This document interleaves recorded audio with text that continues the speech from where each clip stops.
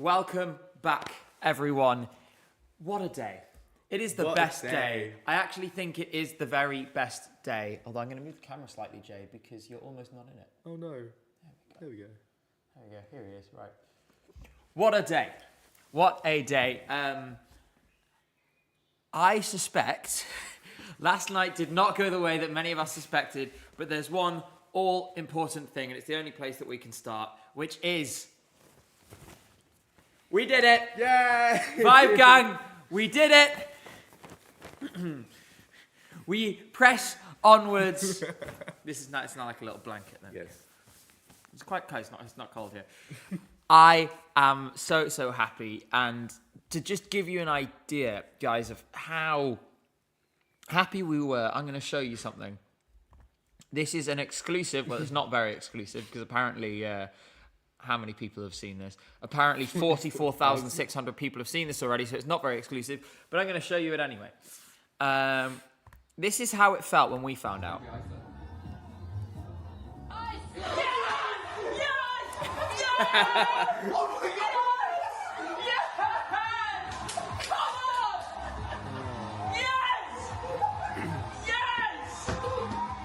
I maybe can't, but I still feel like this, and I also want to highlight because Jay really loves Deslocado. He cried during the performance last night. He cried during Deslocado. Weeping. I was hysterical. And then we got this. Keep an eye on the lamp on the left-hand side, by the way. Portugal!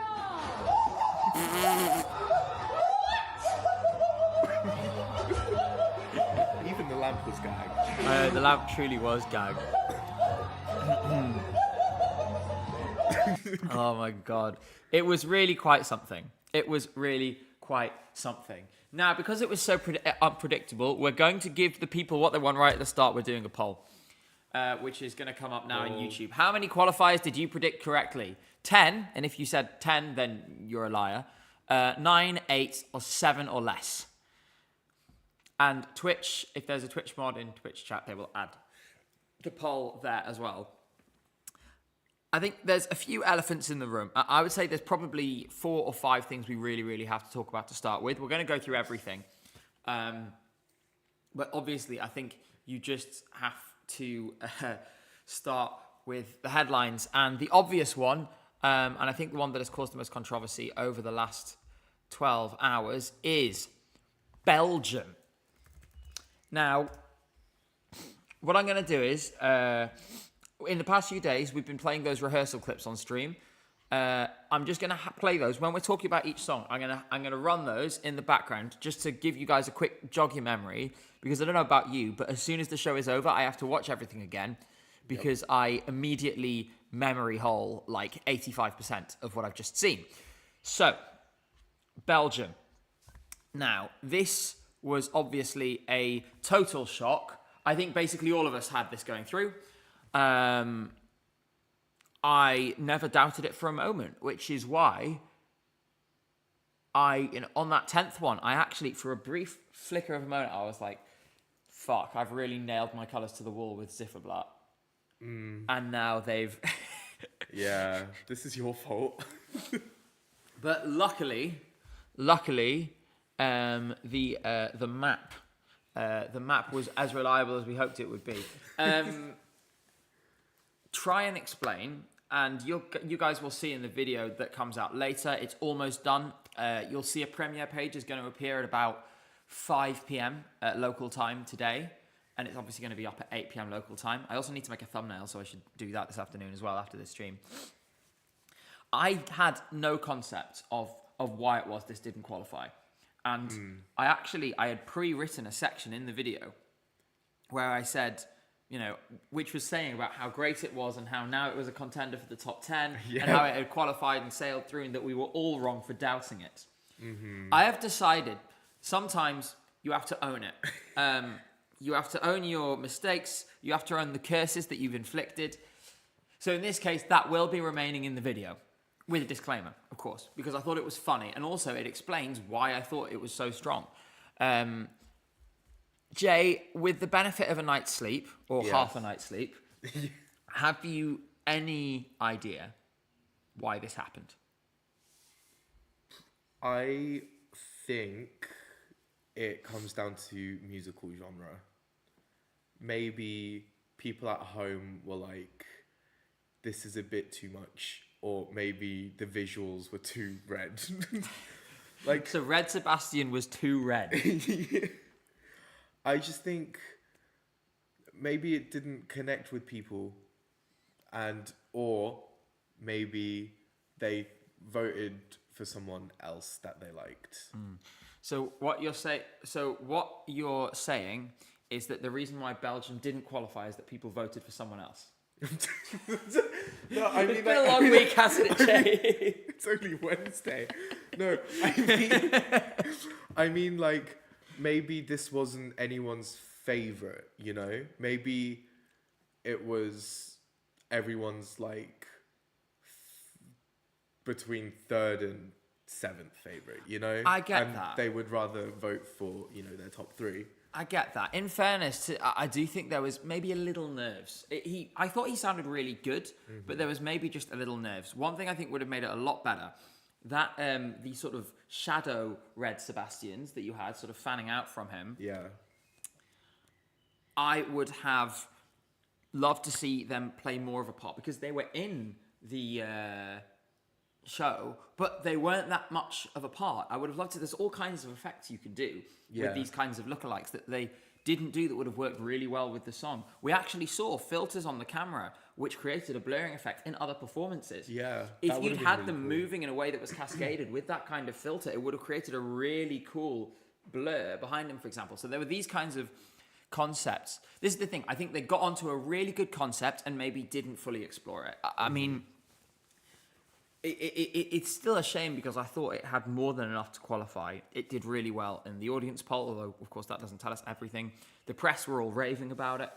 Everyone had this down going through easily. I am curious. See, what I've worked is today I now have the ability to put polls here instead of having to go over here, which means I could do far more polls. Emre says, the fans need to redirect the anger that they show towards Portugal and Ukraine to Estonia and San Marino. Also, Gabe's reaction to Vibe's qualification was so me because I also ran laps in my house. Well, thank you very much for the donation, Emre. It's really, really generous of you, and we really, really appreciate your support. What I will say is I think actually all four of those songs deserve to qualify. I know there are some... obviously, Tommy Cash doesn't rub people up the right way, I think, and that's a fair enough statement. Did you finish your coffee, by the way, or did you leave it on the table? I finished it. Okay, I just wanted to check. So don't want it to go to waste. But that song was always going to qualify, and it does deserve to qualify. If it was sung by someone really likable, then everybody would love it. Yeah. And everyone would be raving about it. That's the thing. I understand the position, but that's how I feel. And that is the truth of the matter. Now, what was I talking about before that? You were Belgium. About, Belgium. Yes. See, the concept just wasn't fully executed. What I will do is I'm going to do a poll. There we go. I've gone through the thing and I'm back to where I was. About what place do we think, and I'm going to do this for every single NQ over the course of the stream today. What place do you think Belgium finished? I'm not going to include 15th because Azerbaijan definitely finished 15th. So we're only going to do 11th through to 14th. Dunder with the €5 says, thank you for supporting Vibe. Thank you so much. The thing is, Vibe make it so easy to support them because they're just really fun. Yes. I do love how after their jury performance, and that poll is now live on Twitch and on YouTube, after their jury performance, they took the time while still in the arena to come in the chat in this stream and type WGARG and then immediately leave again. Oh my God. Like, these guys, the thing is I think, because they're so serious about this, and you can see that by how hard they work, but it's the perfect blend because they are super serious about Eurovision, but they don't take themselves or the contest too seriously. Yeah. And because of that, it means they're allowing themselves to actually enjoy the experience. And a lot of artists don't do that. Yeah. You hear a lot of stories like after the contest, how stressed they were, I don't think Vibe are gonna be like that. They're gonna say how amazing this experience was, and it's really lovely to Yeah, see. I mean, if you take an example that I remember well, I remember seeing it was the day before the final in 2023. Karia came into the press room to do a Finnish language only press briefing because obviously they had loads of local media that they wouldn't usually have had. Yeah.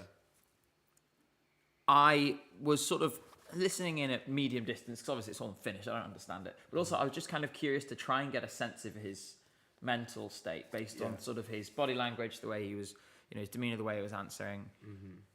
You could tell he was exhausted, he was stressed, he had the weight of the world on his shoulders. It's like that's not. Because the difficult thing is that mentally that's where we go. I'd probably be like that because I'm so competitive. I think if I was in Eurovision, I would be completely lost in the sauce. Yeah, you would. But like you have to have the time. You have to find the time to enjoy it too because it makes you perform better. Thank you, by the way, Aaron, for the £2. Says I bet on Belgium top 10 financial ruin. That would have seemed like a fairly safe bet. At the same time, I don't know why people would bet money on semi-finals because the returns are so bad. You either make very, very little, or you lose everything. And yeah. W Garg also thanks Danda for third Vibe member. I truly think Danda is the third Vibe member. I think we'd make a good run at maybe 4 and 5. We'll ask them because there might be. It's not confirmed yet. We're hoping to get Vibe on the stream in the next couple of days. It looks like it's going to happen, but I'm not going to tell you for sure until it's 100% confirmed. So. David says, just got a YouTube ad of Yuval begging for votes in Latvian. Ooh. Yeah, that ad's everywhere. I'm going to have a look, I think. I'm going to try and make an estimate, like I did last year, of how much money is being spent on ads. I think I might actually try it, not just for Israel, because I know Malta's putting out a lot of ads. Yeah. And a few others. Because a lot of this data is publicly available. Fire. Thank you, 44 dimethyl cyclohexanone, for the sub. As a Belgian guy, I'm absolutely devastated. On that subject, a friend of mine did see a man dressed as a lobster, a red lobster, like the Belgian sort of styles. Oh, yeah. In Burger King last night, sobbing his eyes out. Yeah, fire. And thank you, Tinker Baby, as well, for subscribing with Prime. Mr. Eurovision 1986 says, Slovenia, Belgium, and Cyprus. Shock NQ's Iceland, one of my favourites last night, and Portugal's shock qualifier. Quiet as it's not my jam. Mr. Eurovision 1986, thank you so much for the £10 donation. Portugal is where I was going to go next, actually, because I don't think anyone saw this coming. I saw someone said in chat that the Finnish broadcaster did a qualification thing where they got people to send in their guesses. Yeah. There were 30,000 entries and 90 people got all 10 right. Okay, wow. Like, this was a serious long shot. And I mean, I'm going to start with this because I think it's best to view a song through the eyes of someone who loves it and someone who really feels it. And Jay, you were one of those people, so maybe you should explain what it is about this that makes you emotional and that makes you love it. The song fire. is just absolutely incredible. Like, Tell us give us some emotions, Jay. We want to. What does it make you feel? Also, thank you, Sabuna, for the sub. I appreciate that, and thank you, Do, for saying. You said I was wrong for saying Belgium's aesthetic would turn people off, while Norway was incredibly appealing from a first watch. I feel vindicated. You know what, Dio? 100%. We'll come back to Belgium in a minute because there is a lot more to say, and we'll probably go through everything again, maybe in a little bit more depth once we've touched on the headlines. So, Jay, emotions. What is Portugal making you feel? It's making me feel everything. Like, it makes me feel really happy. It, like, makes me feel sad. It makes me feel warm. Like, it has everything. Well, see, this is the thing with the warmth. And actually, also, by the way, because I'm just sort of holding this Icelandic flag. I'm going to bring this, when we talk about Vibe's performance, later we'll bring this back. For now, I'm going to put it down here. Yes. A lot of people talk about, Portugal in this sense, that this kind of, oh, well, it makes me feel nice. It makes it. And the thing is there's this kind of, qualification based on vibes, pun not intended, that maybe this has tapped into. Because to be fair, maybe it was that I was missing something here. And thank you, RD Syaifudin, for the 20,000 IDR. I don't know what currency that is. But thank you very much. And it's your first ESC Gave Live. Welcome. Lovely to see you. By the way, if it is your first live, please do make sure to subscribe to the channel, follow on social media, everything, because there's so much more coming. Things will just keep happening over the next few days. But I remember when this song first got selected and we sat on stream and talked about it. And I was like, look, it's a nice song. It makes me feel really warm. I can see myself maybe driving, on a long drive listening to it. But I can't see it at Eurovision. And I think I might have actually just missed the whole point. I think I really, really missed the point.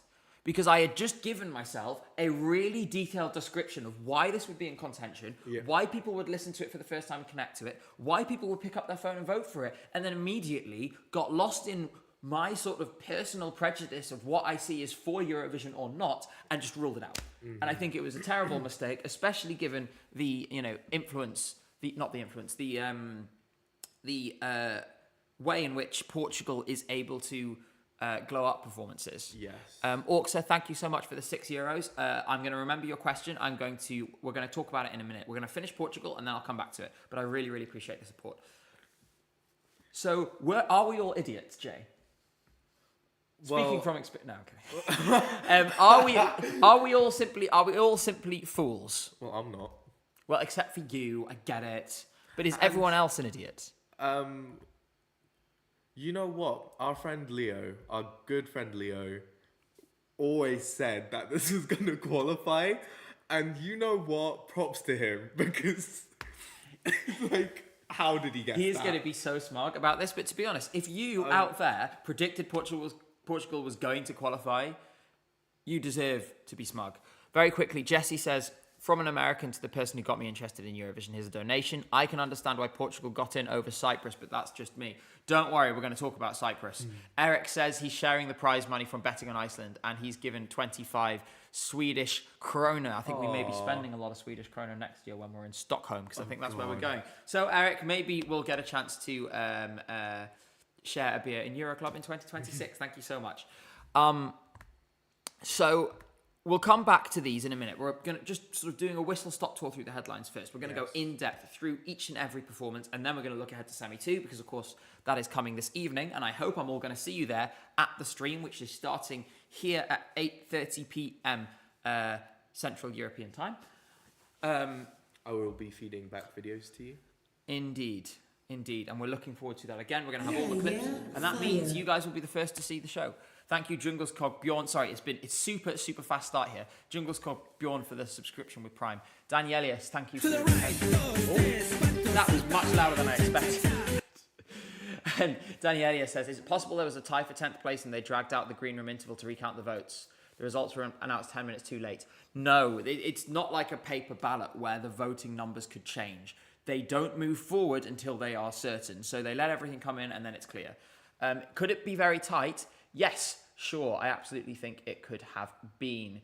Thank you, Eden, for the $10. Says, I'm with Jay with Portugal. It's one of my favourites this year. It's a beautiful song sung really well. I was blinded by the odds and wrote it off. Belgium shock and Q are surprised by that result. I'm extremely gutted for Clement as well. We will talk about Clement in a minute. Firstly, there was a question just before about the quietness of the audience. Yes. Is it just on TV? Is it in the room? You've been in the room. How did it feel in there? Was it quieter than last year?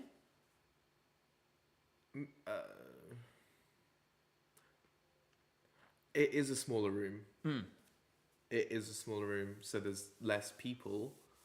But I think the reaction of the audience didn't reflect on TV. Like, it's definitely a lot lower, the volume. Yeah, I think this is a thing, is that there's a lot of different things to balance, and it often depends on the priorities of the producers, who, by the way, is not the EBU. So let's not get into they're hiding, booing conspiracy theories, although I don't doubt that they'll do that anyway. Thank you, Andy, for the 59 knock. Appreciate that very much. And we are very happy to be your podcast. So each room is different, and you'll notice why. Like, take Vienna 2015, where there was this really obvious canned applause, which came about mostly because the way in which the room they were producing in that room meant you didn't really hear the audience at all. So they were amping things up. They just did it in a really awkward, terrible way. Yeah. So it's probably just a factor of the room. And it is a smaller audience. There's only about 6,000 people in there, whereas last year I think there was 11,000, 12,000. And so I always suspected this would happen. The other thing is that stage takes up so much of the floor space. And it's a sort of uniquely large footprint for a stage. You could get away with it more in Malmö because that room was slightly bigger and had higher sides as well. Yeah. But this year, not so much. In Turin, the audience was so loud. Yes. What was the capacity? So actually, it's interesting because in Turin, that was to do with the way they mic'd it up. Thank you. Morning Gobe Lights seems it really did get lost in people's eyes. Levi, yes, it did. I appreciate that. In Turin, so this was a really interesting... I'm going to see if I can get a photo of it actually and show you guys, because this might actually be an interesting sort of instructive thing on how the way the room is profiled and the way the show is produced interact with each other. I'm getting I just want to get a picture of the arena in full, in full garb with everything put in there. Which one? That one? This one. Kind of small. Yeah, but it'll be bigger when I... there we go, right. So, I'm going to show you Turin 2022. There we are. Quality is not amazing, but here we are. As you can see, the green room occupied the entire floor space. You can see there is 2 lines of fans here, right next to the stage, and a small pit here and a small pit here. Everything else is seating only. That said, because this arena was quite large, and also the fans were particularly loud that year, it still kind of did okay. Now, every now and then I see, what is that currency? It's a P with a bunch of lines through it. That's not pesos, is it? I'm very grateful to you, 10, but I have for your 125 mystery money. Please let us know, because if that's pesos, that's really embarrassing for me. Oh, what? Because is that the currency of the Philippines? Yeah. In full garb with a B, not full garg. Honestly, you know what? You people are going to be the death of me. Right. So that's, it varies from arena to arena, not necessarily in a way that might make sense. It is Philippine pesos. Oh my god. Okay, there we go. I'm literally going there, Revoke is. soon. Are you even a citizen in the Philippines? You just sit I in used the to have UK. a passport. Okay, and well, you're never going to get one back now. They're going to not. disqualify you. I'm going to NQ. Yes. Now, we're about to go to Cyprus, but just quickly, a point that is actually, I think, really true from 2404 Vampire, and thank you for the 10 BAM. Amazing. I love learning about all these new currencies Yeah. on the stream. Love from Bosnia, so I guess it's Bosnian BAM. I have a feeling that us super Eurovision fans are completely disconnected from regular people who watch it at home and hear the songs for the first time. What do you think? Yes. We're so deluded. Totally deluded. Mm-hmm. We are, because think about the Eurovision fandom and the way it interacts with certain other subcultures, certain other musical and social groups, right? Because those social groups, those musical subcultures and so on are overrepresented in the contest relative to society as a whole, naturally the things that are more popular in those social groups are going to do better in the Eurovision fandom. Thanks for all your great coverage this year. Thank you so much, Mike. It is a massive, massive privilege to have you and everyone else here. For those of you who are off work and enjoying the sort of Eurovision fever, we hope everything is going well and you're enjoying the week. For those of you who are at work and we are your podcast in the background, thank you so much for choosing us. We hope we make the next few hours and the next countdown until the show tomorrow night just a little bit more bearable. Now, Smothy says, ask this question on the YouTube stream. This is in the Twitch chat. What do you think about the program around the contests? Opening number and intermission number. It was great. We'll come to that. I think let's talk about the songs and we'll talk about that as well. Yes. For now, let's go to the next one I wanted to highlight, which was, sort of a proof if ever one was needed. Staging is not everything. Cyprus. To be honest, when I saw it, the vocal was, let's just be honest here. The vocal was bad. And I thought it was really, his voice was really thin. Yeah. And it sounded weird in the context of the song. but I thought the stage show would be good enough that it wouldn't matter that much, because this was one of the most complex stage shows that we've seen and one of the most intricate ones. I do think Sergio Hyan, who staged this, did a great job. Like He did the best he could. He earned his money on this one. Unfortunately, what he had to work with was this song and this artist. Yeah. I think this again shows, like we just talked about Portugal, which was barely staged at all. It did not have staging. But the song was, nice. You're my home exam podcast. Good luck. I hope it's going well. Thank you for the 25 knock. I think it goes to show, if you sound bad, but you stage well, people will just kind of go, well, you can't sing. I didn't like the song. Yeah. There's like a order in which I think people vote on. Like vocals is definitely up there. To the right goes this, but Continue.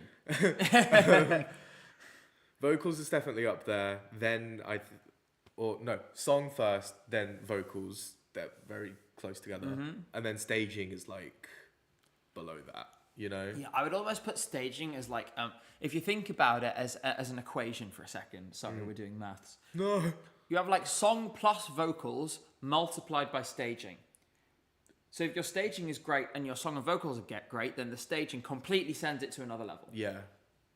By the way, I will come back to those alerts in a minute. I haven't forgotten you guys, don't worry. But on the flip side, if your vocals and your song aren't great, you can multiply it and multiply it and multiply it on the staging front. It's still not going to get very far. It's like multiplying by 0. Well, yeah, precisely. Yeah. Fans should not direct, donate because they're donating. Donates start bugging me a lot. Fans should not direct hate towards any act because your faves did not qualify. Love from Tampere. Completely agree, Draco. I'm going to take this opportunity to quickly thank Tommy for the subscription. Points out that casual viewers were complaining about people singing bad and off pitch, and watching back, I'm not noticing it. Bias or low standard. A little bit of both, probably. I think, I personally thought most people were quite good. Rampin guy. Oh, I actually did see, fair play, the one person who actually did call it 3 months ago and called all 10 qualifiers in like March. What? Was this one guy. So we have to give you your my flowers. That's insane. I want to also thank B for saying, still mourning the loss of Red Sebastian. Well, there will be no more Go Blights. There will be no more Go Blights. Things are going super fast right now, guys. I'm trying to keep track. It's an awful lot. And I'm off to the... and then, it's been a long day, Jay. As you can probably tell, as the week is going on, we're obviously really engaged. We have lots of energy, and the way things are going keeps pushing things forward. But it's tiring too, right? So our brains start functioning in funny ways. But thank you, Toby and Scarlett, for your kind messages. Hello from the Isle of Skye, and saying it sounds like a Yandere music. Oh, that's mean. I feel like most people might not get the Yandere lore, so I don't think we should go into it. Thank you for the 500 arse from Alvaro. Arse may be Argentina. No, they use pesos, don't they? So there'll be a P in there. Maybe. Again, chat, help me out. In any case, it's a ready purple one, which means it's a big one. So thank you so much for your generosity. Are you going to make a video about Latin America making their/our version of Eurovision? That would be really fun. When it comes together, I'll do a review of it. Mark asks a really great question. Thank you for your support. What interests me is most of the NQs were in English. Are you worried about the English songs in semi-2, or was that just a coincidence? Half and half. I do want to point one thing out, though, and... we'll talk more about Cyprus in a second because I realise we're going off course and we didn't talk about it yet. But I want to show you the Icelandic Eurovision entry record since the semi-finals came into play. And so we're going on Wikipedia together. It's very useful for some things. So I said, I love currency guesser with ESC Garg. Yeah, it's a bit of that, isn't it? But if you look at this list, and I've got to credit ESC Tom for this because he pointed this out. Look on this list. when they've sung in Icelandic since semi-finals came into play. Was there? Yes, there was a semi-final in 1996. Sung in Icelandic, qualified. 2013, Ég á líf, sung in Icelandic, qualified. Hætt mun sigra, Icelandic, qualified. Með Hegendi Sol, qualified. That was a big shock. No one expected that one. And then Vibe, Róa, in Icelandic, qualified. I think people are showing a respect and an appreciation of languages that they didn't previously. Now, as we were saying, Cyprus. So overstaged, undersung. I'm keen to hear what you guys thought of it, but also I'm keen to hear what like locals, you know, or as they're better known, normal people who are watching the show with thought. In the meantime, I'm going to answer a few more questions, and then we will move on to the next headline, which I think will actually be Iceland. We'll talk about it in a bit more depth. If Sweden do win, will they host Eurovision in Sweden, or will it be in Finland like Kai hope? Thank you for the support. It'll be in Sweden. It will be in Sweden. They are never going to give it to the Finns. And thank you for the sub, although it's actually not come up on my screen. So to whoever that was, I appreciate it, but I can't see it. That cheesecake, I think, was the name I saw there. I can't tell. Anyway. Someone said Elsie Baker still remains. Oh my God, that's actually a good point. I haven't even thought about, is there like a list of the entries she's been involved with in national finals, maybe on Eurovision World? Because when it comes to, because basically Elsie Bay is a songwriter, for those of you who don't know, who's been involved in a lot of national final performances. Thank you very much for the tip, Stephen. That's €40 on Belgium NQ. This is why you don't bet on semi-finals. Well done. It's very unpredictable. Because Elsie Bay has now got surely one of the worst records for a songwriter, which is weird because actually I think she's written a whole bunch of really good songs for Eurovision. Here we are. Right. So as you can see, right, I actually think it's a bit unfair. So you've got Theo Evan, Shush. Interestingly, the Dimitris Kontopoulos Televotomatic didn't work this year. For those of you who don't know, without meaning to cast any aspersions here, there are some mysterious televote results in semi-finals associated with this man. But also, Witchwoods by Emmy, a couple of entries of her own. Death of Us in particular was glorious. Oh, that was great. A couple in Germany, and Crick, Drowning in the Rain. That was the favourite to win in Luxembourg. She posted some very salty stories after that. So she's written some decent songs. It just hasn't come together yet. Thank you, Danny Fortuna, for that prime sub. And I want to say thank you to this quick message from Blue Angel. It says, an awful lot for a guy with insufficient reach. Love your content and couldn't imagine Eurovision without you. Thanks for everything. Well, you know, it's like I said, and I've said this a couple of times this week. All we can do is make the best of it. And also, I kind of feel now, as we're going through this process together, if anything, it just means instead of being in a position where I'm like, I guess on a sort of mini stage telling you guys what is going on in jury shows or whatever, we're in a cinema sharing popcorn sat next to each other, watching it unfold, which in some ways is more exciting. So I kind of appreciate it going this way around. Dara, this is going to be the last word on Cyprus. Cyprus shows you can't save bad songs with good staging. Yes. Yeah, I have Agreed. never listened to this song by choice. Now, next, this will be a popular one, and it also means we are going to have to bring the flag back. Jay, another notable qualifier, one that I think ultimately was not surprising, and that was Vibe from Iceland. And I'm going to get the flag, and I'm going to show you the odds, just to remind you that the bookies went cold on them after their performance, and they showed them real good. So we're bringing the flag back. There we go. Look, these odds drifted. They got really sure it'd be one of San Marino or Slovenia. And to be fair, San Marino did catch her in Theo Evan. Whoop! And not Red Sebastian, not ideal. They were not convinced at all, and they proved everyone wrong. I have to say, and I've got to ask this question. Yes. because I know what the answer. Was this the most emotionally invested you've ever been in a qualification at Eurovision? Yes. It's a close second though. Oh, Close 2 seconds. Yeah. Second being Destacado or. Oh, well, yeah, that. No, in 2018, I was terrified that Albania wouldn't qualify. Okay, to be fair, I thought Albania might struggle in 2018, and I loved that song. They were in that semi-final. Like, that was crazy. I was jumping with joy, and my parents were like, "What's he doing?"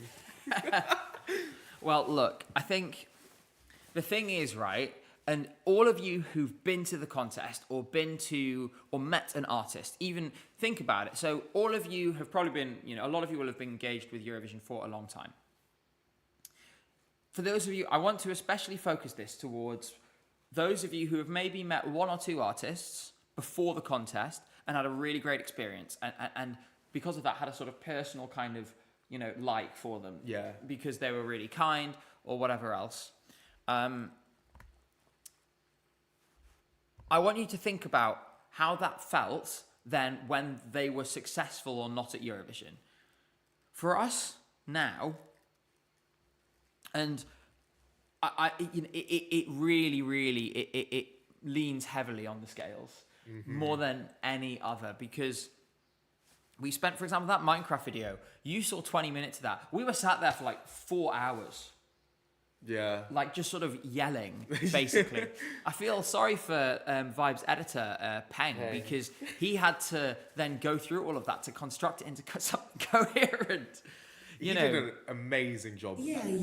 Yeah. Shout out to Peng. Yeah, like, you had that, and thank you, Pocket Monster, for that subscription on Twitch just now. Jacob, I see your message. I'm going to come back to it once we finish this little Iceland section. Thank you so much. But there's other things as well that, maybe you don't see. It's like, for example, that we did an Instagram live together, me and Vibe, when they were just sat in a park in Madrid. Oh. There's a video of that on Twitter somewhere where they were like, they asked me who I thought was going to qualify from semi-final one, and I did say Iceland, but I left it to the 10th one. And the other stuff, like meeting them at LEP. LEP, you guys didn't see when they came into the press room at LEP. We were like right near the entrance. I wish we had it on film. Someone did film it. Did they? I think so. We need to find that. Yeah, we do. We need to find that. But it was really funny because we saw them and they saw us, and I sort of went, "Hey guys," and they went, "Gabe, Jay," and sort of gave us the biggest hugs. Oh, it was so lovely. And then we had that, Minecraft themed interview, which I'm sure many of you have seen. It was on a live stream a few weeks ago. I think at some point at the end of the season, I might make a compilation of all of the interviews together and put them somewhere so everyone can watch them again to sort of reflect on it.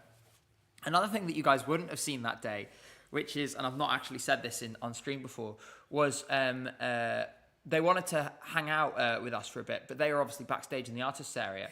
Halfdan sort of desperately trying to negotiate us past the security guards, who were like, "Nope, they're not coming in." Eventually, it didn't work, but we very much appreciated the effort. Yeah.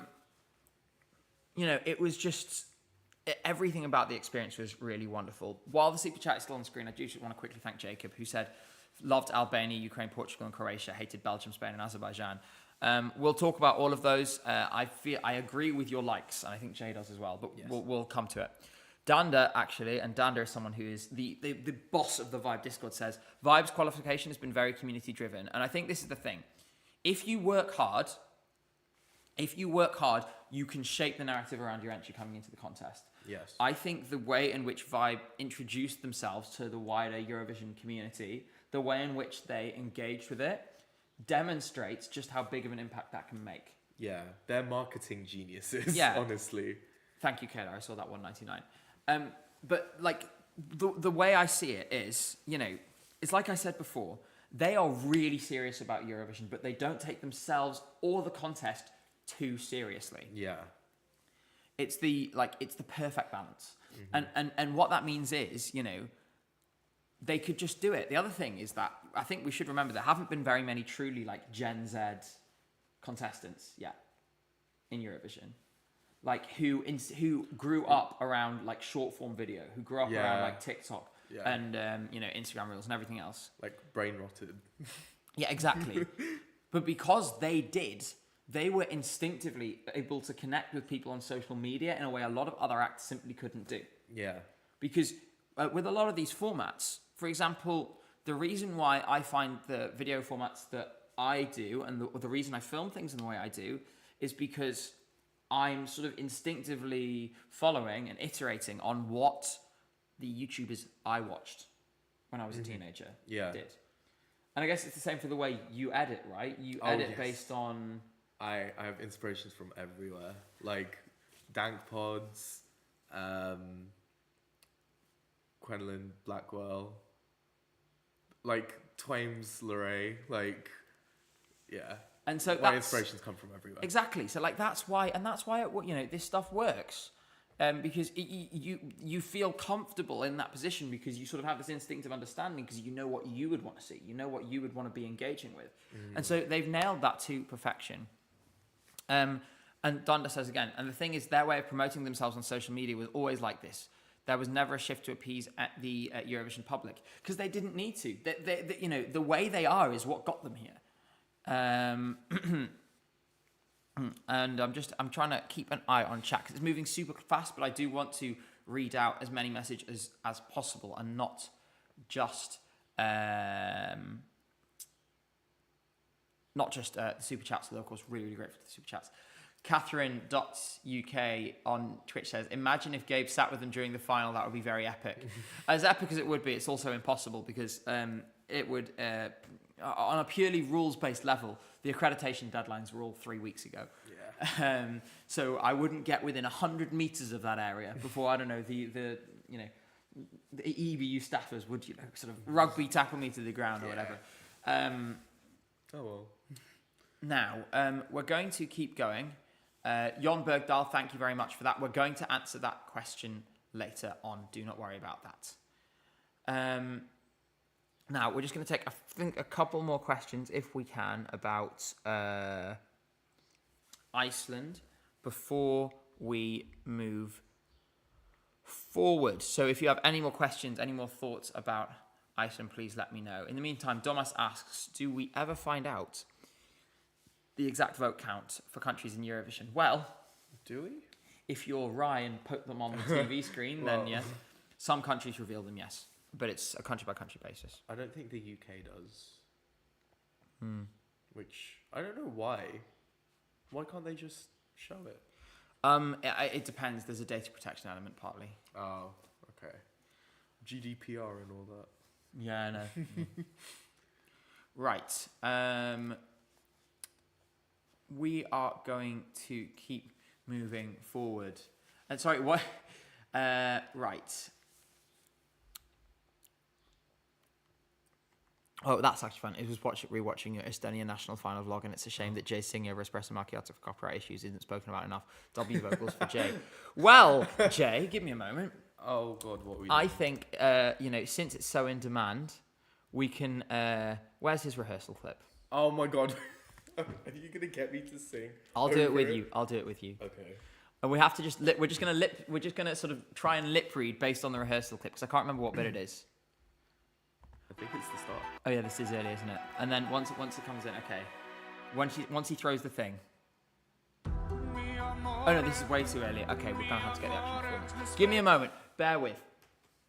This is a one-off special. You guys are never gonna get this again. This is karaoke. Espresso macchiato.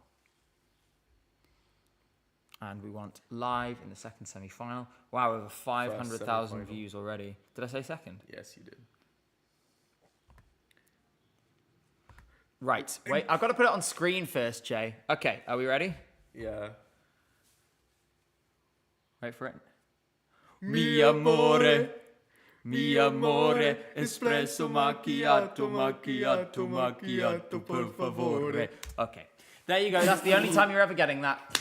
How many people are watching this? And I guess I thought it was like 560,000, 2,235. Oh my God! It's all right, Jay. It's all right. Let's talk about Estonia next then. We're going to go through all the songs, but we don't necessarily have to go in the order of the thing. And we sort of come on to Estonia anyway. Let's get the elephant in the room out the way first. Vocals crap. But they are. My question is, does it matter? No, the thing is, this is a great song to hide your vocals because of like everything that's going on. You know, that ridiculous dance, the fake stage invader. Like, you don't have to have a good voice to sing this song and still like, you know, get your point across. Jay sounded better than Tommy Cash live. Period. Ended that hoe. But I think the thing is that, did you just... You know what, I'm just going to move on quickly. The thing is with Tommy Cash, right, is that you have to give people credit where credit's due. I thought the staging was excellent. Even though it was an iteration on the previous thing. Yeah, it was fun. No, I'm thinking someone commented about that plane.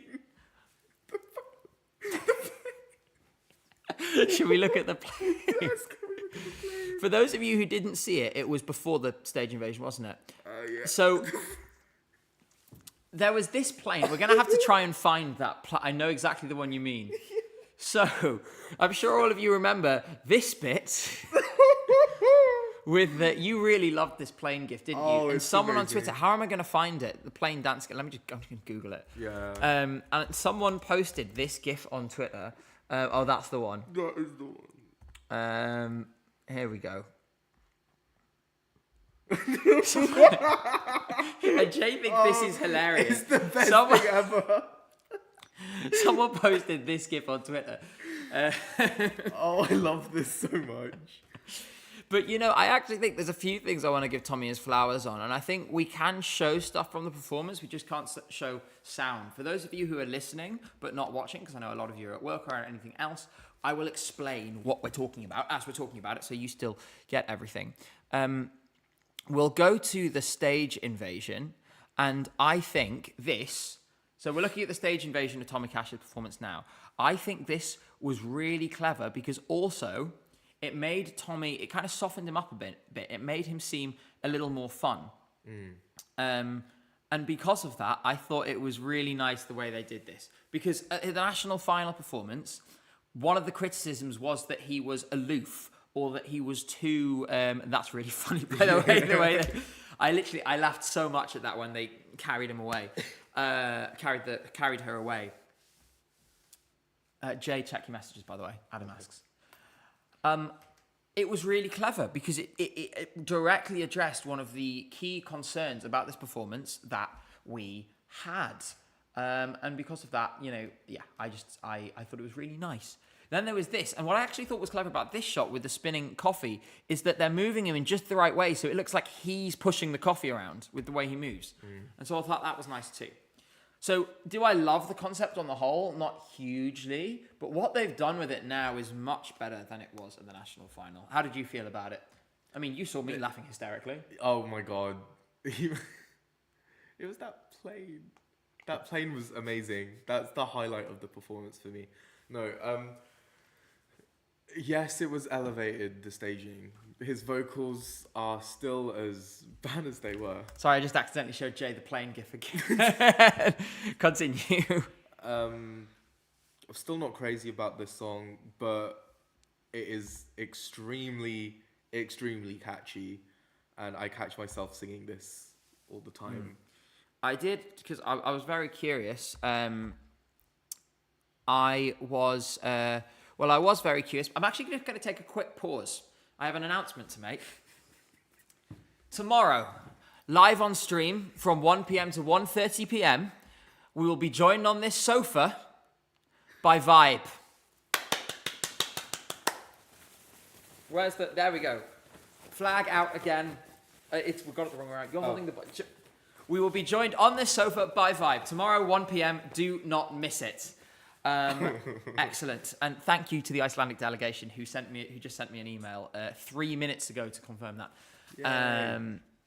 It was great because I sent them another email last night after I was qualified. I was like, they've got to have time Wednesday and Thursday now, because I spoke to them earlier in the week and they were like, if provided we qualify, things loosen up on Wednesday and Thursday. So there we go. Get your oars ready. I can't wait to see them. That's going to be so much fun. Yep. They're going to be with us for half an hour. After that, they're going to perform at the Euro Village. So if you're in Basel, make sure to catch them. I guess they'll be on at like 2:30, something like that. Let's move this out the way now because it's an enormous flag. It is. Do you think I can get into the arena with this? Into the arena, maybe, but you don't want to end up with your flag in the flag graveyard. So sorry for interrupting our train of thought so suddenly. I just thought that would be a really nice thing to bring up. Okay. So, but yeah, Tommy Cash, I think, has done what he said. What I was going to say immediately before that was, obviously now, because as some of you may have realised, I'm in Estonia basically every other month. I texted some of my friends from Estonia and I said to them, basically just like, he can't really sing, but this is quite entertaining. Yeah. And they were all like, this is the best it's been. All like Estonians are so proud of this. Okay, fair enough. Someone said Estonia could beat Kai in the televote. You've put a skull at the end there, but I don't think they will, but you could. The 17 votes for Iceland were worth it, says Ollie Not Pro. Yes, for sure. Thank you. Let's take a look at the next song. I'm going to get the list up just so we can remember. Yeah, because honestly, the way your brain gets fried. I do want to vote because, just so you know, the video tonight is a video on the headlines of the semi-final. Because of that, I know you guys really want to hear about Zim. You want to hear about Albania. It was obvious they were going to qualify, and the staging was great and as I expected it to be. Yeah. Because of that, there's not really a headline there. We haven't learned anything new. So we haven't talked about it. I haven't talked about it in that video, but we are going to give it extra time during this stream so that you still get to hear about it in full. You were going to say? I did hear there was technical issues with Albania's performance last night. Oh, really? What were the issues? Apparently there was stuff with the pyro that didn't go off in the last chorus. There was this one light that just didn't move. I didn't notice it. I mean, this is good. I mean, it's good that it happens in the semi-final, but on the flip side, that means now we have things to look forward to in the final as well. Yeah. And we have more coming. I'll tell you what, let's look at Albania now. I'm going to show you my personal highlights because they did something that I thought was absolute genius in this. Yes. Because one of the big questions was about Kola's stage presence and his ability to deliver this. Now, my question is, who is the one person who Kola is 100% comfortable with out of everyone in this experience? Beatrice. So what do? They focus it. He's instead of interacting with the world, with the cameras, he's looking at her. And it's so much more convincing. The aura on that man, it's exactly what they should have done. I talked about this earlier in the season that they needed to create this divide between them, right? But at the same time, link them together in this way. It's perfect. And for me, that was the highlight of this performance. His aura. He looks terrifying and it's so good. Yeah, this is the thing. I mean, I'm sure you guys remember. In fact, I'll quickly see if I can get it on screen actually. Having just seen that, I want, in comparison, you guys to have a look at the same verse at Festival Ikengas. I'm just looking it up now because you'll see the difference in how effective it is. Because Kola is bluntly not that comfortable with a camera in his face, so naturally that means that this is a bit of an uncomfortable experience for him. You can see he can't look at it. He's just kind of staring into space because it's not his natural thing, right? So how different that is to this. Oh, that's her. Yeah, see, Tom. And that's just my Google. You know what I meant. The difference is enormous. And I'm just so pleased that it came together. I think you were on the Zoom train before I was. I got on just in time before the national final, but I think you were a day one Zero fan. How did this feel to watch? Because I think your feelings are going to reflect a lot of the way people out there are feeling too. I'm so happy that they managed to, elevate the staging without doing too much. Still fits the vibe of the song. It's it's perfect. Yeah. Like there's levels to this staging, and it's just great. Just quickly, I'm going to put a poll in chat because it's been a while since you all last had the chance to press some buttons. I think we can all agree that Albania probably is. I want to be optimistic. I want to do a poll on how well Albania is going to do, Yes. based on what I would say with two options of what represent the higher and lower end of sort of the conventional wisdom around this song, and then a sort of super optimistic and a super pessimistic option.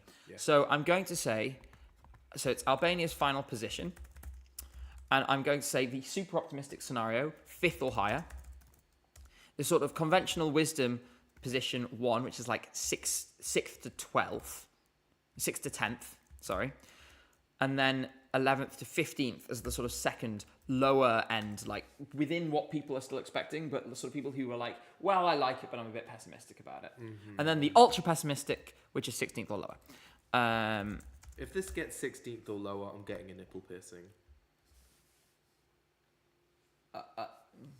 Okay. Halfdan said that if he qualifies for the final, he'd get a nipple piercing. Oh, So, Halfdan, okay. get on it. Well, I have an idea for the, if we go to Iceland for Song for Captain next year, I have an idea for the first part of the video.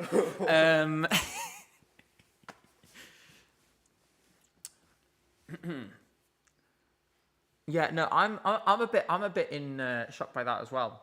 Although speaking of, for some reason that's actually reminded me. Obviously, we're going to be showing the Luan interview later on stream. Make sure not to be late for the jury show stream. We're going to start 8:30 sharp tonight. One of the first things we're going to be doing is showing that Luan interview. It was emotional. Like, we got really into the sort of the weeds in terms of the song. But one thing you won't see on camera was that afterwards, Luan said to Jay, "I love your necklace. Where did you get it from?" It's this one, right? The spiky one. I don't know how well you guys can show, but you might need to take I'll it off take for it a off. second so you can see it on screen. And we sort of made a joke, which is like, it's really funny that the fashionable one is the one holding the camera, and meanwhile, the man, literally, it's like default man is the one who's actually on film. I don't know how well you can see it. It's like kind of spiky. They're like stars with green gems in it. Mm-hmm. And so, where did you get it from, in case anyone wants it? It's from Italy. So I don't gatekeep where I get my jewelry. And then this one's Vivian. By the way, Danda, I can see you're in YouTube chat. Could you please go into Twitch chat and set up the poll that's on YouTube at the moment in Twitch chat, because they're getting very sad. And somebody, Lyra Newt, just said, "Poll on Twitch, gargalicious." Oh no! That's opened up a whole new set of words. Well, indeed. Gargalicious. Indeed. Uma Pessoa Aleatoria says opinions about Netherlands. We'll come on to it in a minute. We will come on to it in a minute. And Time G37 says, "Gabe may be a default man, but it's our default man." That's Yes. really sweet. Thank you very much. You like that emoji? Oh, what the yeah. emoji? Gosh, what you mean? Like, speaking of the emoji, Yeah. that was like Melody in her entire performance last night. Ooh. She was that the one with the red dress, and she's like, Yes, no, exactly. But the thing is, she was stood still like through the whole dance break. She didn't do anything. Well, she was walking up them stairs. She was getting her steps in. Well, it's important. Maybe not the time I thought would be right to do it. Just like, don't have a dance break if the singer doesn't dance. We should keep going to the next song. So obviously Albania, Estonia, Iceland. We talked about the Netherlands. Right. I will be accepting all of your apologies to Claude. We'll just sort of get an idea of the performance while we're watching this. I will be waiting for all of your apologies. Where are they? Especially from the Dutch press. Anyone who doubted this, you were proven wrong last night. He was so much better. Yes. You know what the thing is, right? I think Claude is someone who really wears his heart on his sleeve. He's such an enthusiastic, such an excitable person. And obviously, he's been a big Eurovision fan for a long time. I'm just gonna. There we go. Obviously, he's going to be excited in rehearsals. What happens when you get excited or you get nervous?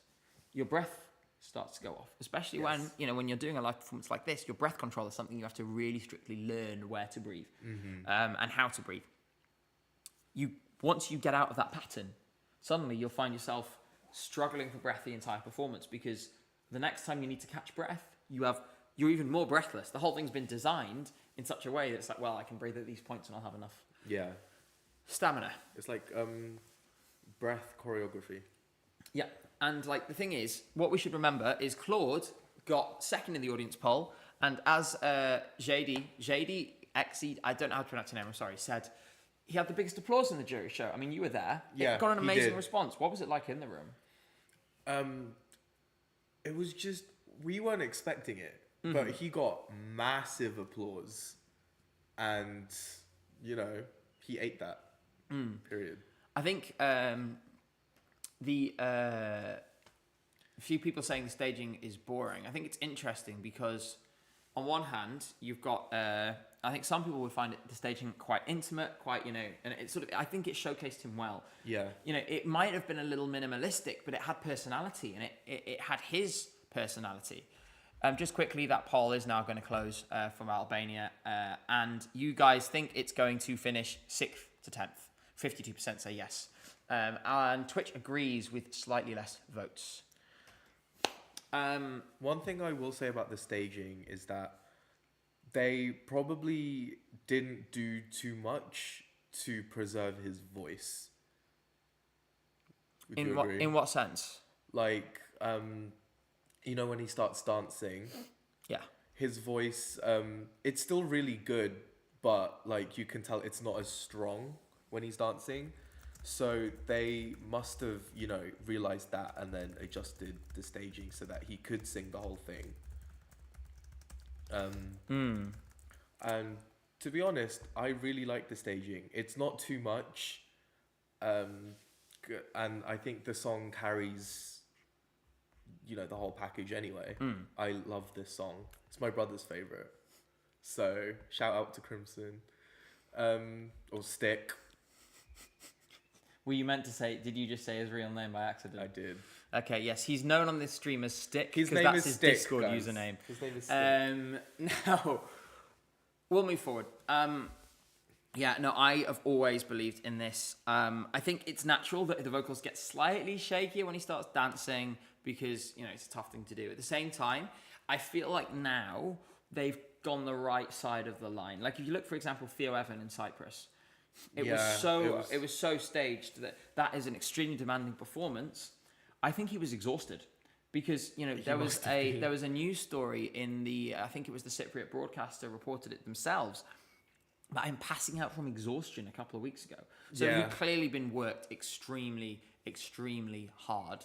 And there was also a video of him like singing it while running on a treadmill and stuff, and with sort of sweat pouring off of him, which I'm sure some of the audience enjoyed very much.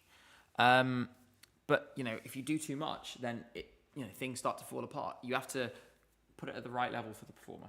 Yeah, you have to have a balance. Some people can't dance. This is the thing. Some people just cannot dance. Some people do not have the fitness to do a really demanding routine. Some people can do it. Someone says, Gabe, can you admit that he is very hot? Now, I don't think I'm the expert in this because I'm not the target audience.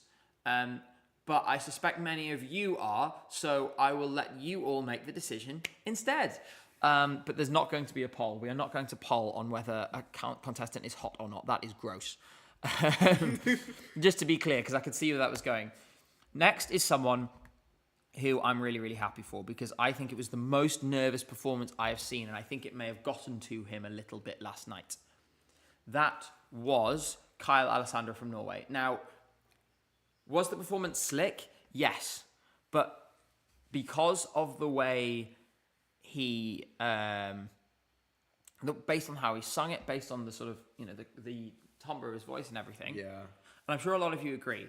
This felt like a very nervous performance. Which is good that it happened now. I think the thing is, often you do get Eurovision artists, especially younger ones. I mean, Kyle's only 19, where you're going to get to this stage, it can all go, sort of come rushing out a little bit, right? And I think while he gave a really, really slick performance, and of course he qualified, I think there's a reason why they were so emotional when he did. Yeah. Because in that clip, I think you could see that when they qualified, the entire delegation was absolutely losing it, which was really, really lovely. But I think it shows I'm glad he got that moment, because I'm presuming to be in that position, he must have been gutted after his performance. And, from someone, obviously not at the same level, but as someone who's performed, as someone who, obviously puts themselves out, makes videos, streams regularly, there are times when I finish a stream or I finish a video and I think, I did terribly.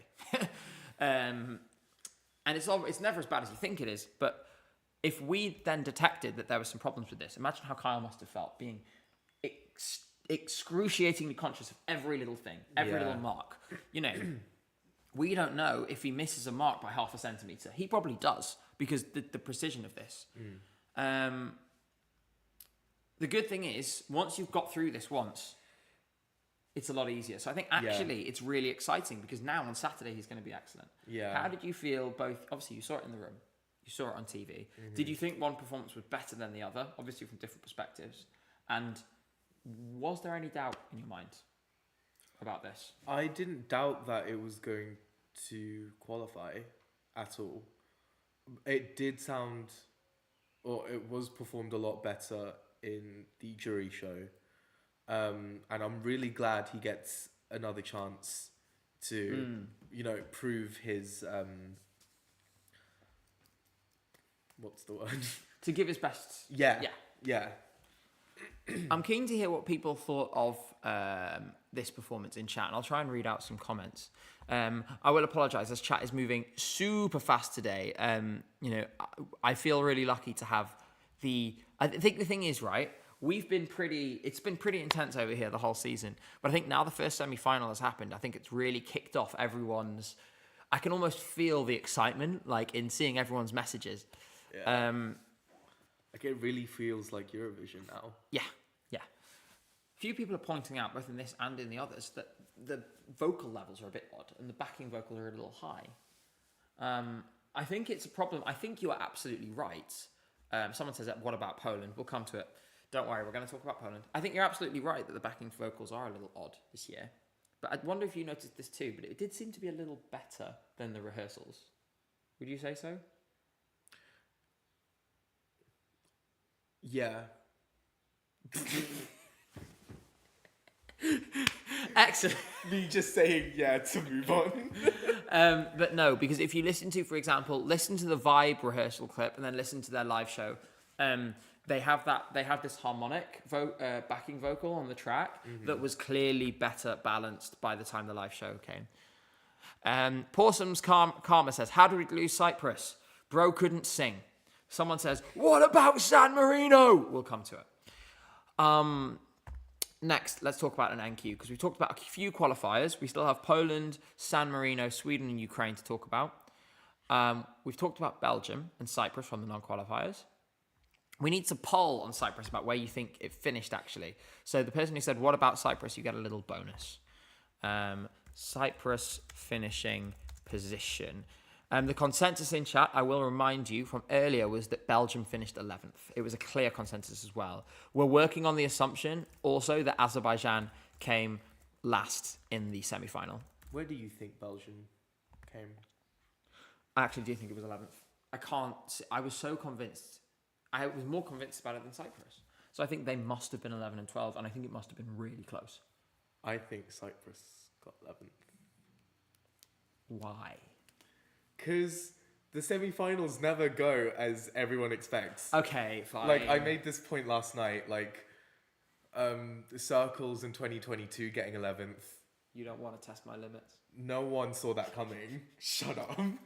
And Guilty Pleasure coming 11th in 2022 as well. Oh, yeah. That's a good point. Like, I think there's some unexplainable reason why Belgium didn't get 11th. The thing is, right, is this kind of music is like catnip for Euro fans. Yeah. I think in both of these songs. But as a casual viewer, I'm sure you'd love Slovenia. We'll come to that.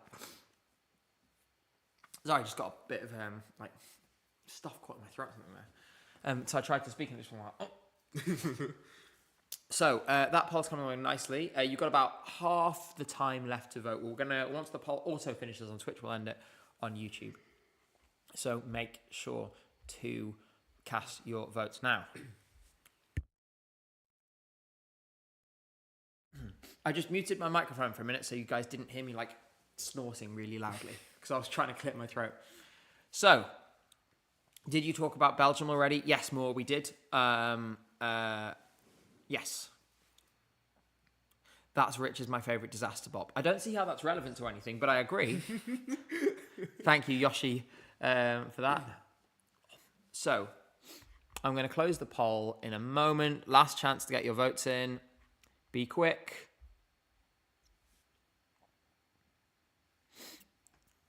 Oh, there's plenty of you. 50% of you have not voted yet, and there's about 5 seconds left to do it. So get in there quick. What if Slovenia got 11th? It could have done, but we'll talk about that in a minute. Yeah. There we go. The consensus is that this came 13th with 41%, and then 64% on Twitch said 13th. 12th, 36%, 14th, 12%, and 11th, 9%. Interesting. I think that means people are bullish on Slovenia, and we will come to that. Beg my pardon. For now, we are going to Mackwell's favourite. Poison Cake. A ridiculous song, but you know what? I think I have to admit, and I think a lot of people are going to have to admit this in chat as well.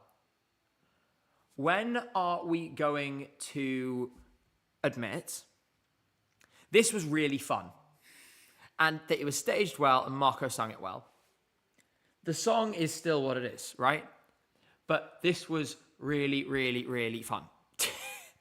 Yeah, you were living for this. There's just so much going on. And it's funny because for those of you who know Mackwell, he's a football YouTuber who also did a watch-along last night of the semi-final. He was sort of memeing on this the entire season. He had it in his last place in the ranking. He's like, this is a ridiculous, horrible song. Mm-hmm. And then it got to the end of it and he was like, wait, hold on. Why was it good? Why is he unironically... why am I unironically pro Poison Cake now? I thought this was going to finish last in the semi-final coming in. I no longer think that. I now think it could have done... I mean, do I want to put it above Cyprus, Slovenia, or Belgium? Could it have even come 11th, 12th, 13th? You say it's always unexpected. If this finished 11th, it would be the funniest thing It ever. would be... Oh my God, that's exactly what it would be though, wouldn't it? Yeah. Raxiel says, by the way, why do all the worst songs get the best staging? It was a great staging. There's lots of you spamming "Boys, I'm Gabe." There's a video of that. You know, I'm gonna find it 1 second. Jay chose to torment me during this song. While I'm talking about this, I will say, I do want to stand by my earlier point, which was that I don't think this song suited Marco. I thought there were other things he should have done. And I stand by that. I want him to come back, especially since he's shown he can deliver on this stage now. In the meantime, you'll need this so you can hear it. Yes. Hopefully it'll still work. Let me just test it first. Yeah, okay. Jay decided during Poison Cake to do this. Luckily I can play this clip because it's under 10 seconds. Boys, Gabe! Boys, Gabe! Boys! I look like, you know that meme of the dog where it's sort of like staring sideways like... I like the side, like... Yes.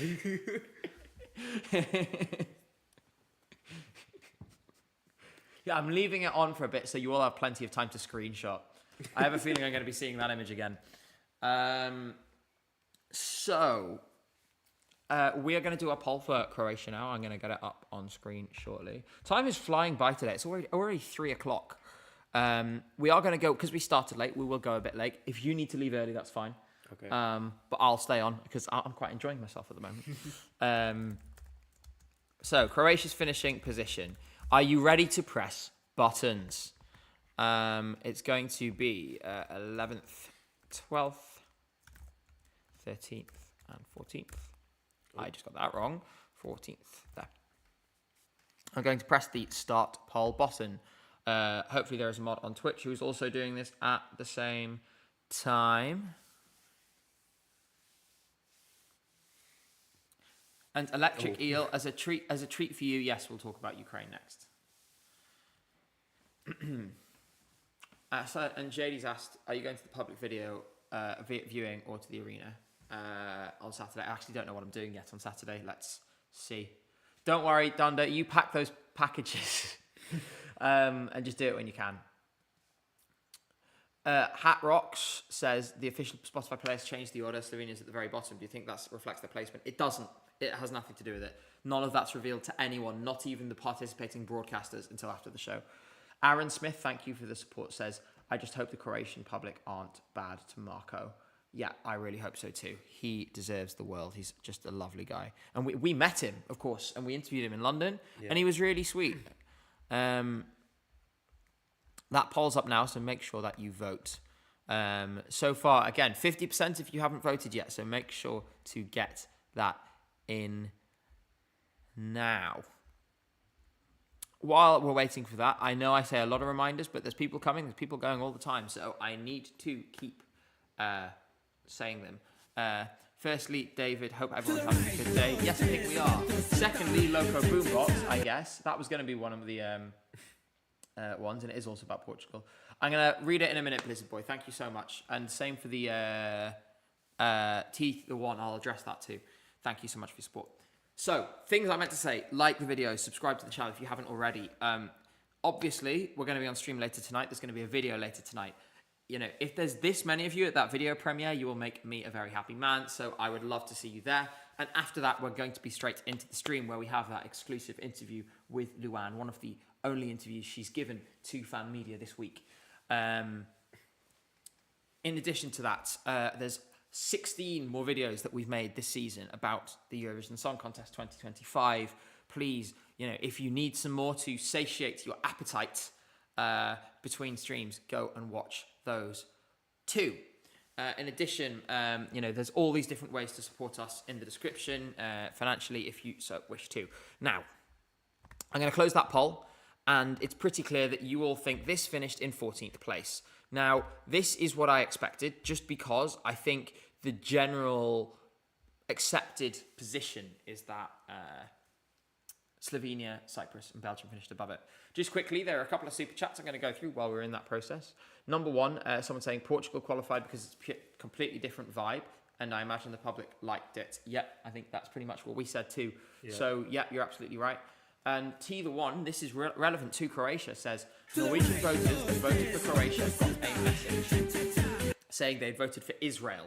This is a technical issue because Croatia has the same running order spot as Israel in the second semi-final. It will just be the NRK set it up slightly wrong. The votes will still have counted. If it was an actual, real problem, then they would have done something about it. Fen, thank you so much. If the delay wasn't because of a voting irregularity, what caused the show to run over? It's a lot of little things. Often, you know, with these kinds of big productions, longer than planned run times are often a kind of death by 1,000 cuts kind of scenario. I mean, you were in there. You saw, for example, when you were in there was a couple of times you see them on stage trying to put together the props, right? Yeah. And maybe you could explain when we have those little moments where they cut to just random crowd shots and some, you know, anonymous background music. What is going on stage at that point in time? They're still setting up. Could you Sometimes it just takes a little bit longer. I think Cyprus's one took a little bit longer, if I remember correctly. Mm-hmm. And Spain, their one took a little bit longer as well. Big props. Yeah, big props. And it can be caused by a number of things. You know, so in some cases, with very large props, they deliberately insert little VTs, little host pieces to camera immediately beforehand to give them a little bit more time. Mm-hmm. Now, to be clear, everyone has to, the production team has to be satisfied that they at least theoretically could get any given staging up and ready on stage in 48 seconds. The time that the delegations have is 48 seconds. An interesting oddity here is that Loreen in 2023, the production team, and I've been hearing some more details about this more recently. Yeah. So I did want to talk about it. The production team in 2023 originally did think that they could do it in 48 seconds. They then realized it would take 2 minutes, 45 seconds. Sometimes it doesn't work out that way, and then they plan around that.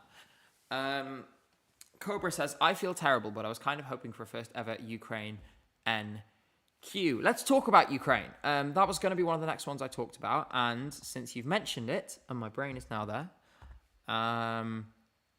all of you owe this an apology. I was right all along. I knew it. I knew it. I love these little lights, by the way, that the backing singers had. And the fact that then at the end, the light came to the band as well. People complained about the outfits. People complained about the song. People complained about the filter. People complained about the staging, the camera angles. Everything was a problem for someone here. Mm-hmm. I got to be honest, I don't know if I feel vindicated, because I still accept that most people, this is a song that some people will love and a lot of people just won't. Yeah. But what I do feel vindicated about is I told you all along, it was obviously going to qualify. How many times did we have to look at that map? How many times? If any of you ever posted Ukraine NQ in chat and made me show that map, I want a dear Garg, I am sorry right now. And you know what? Just one more time, for old time's sake.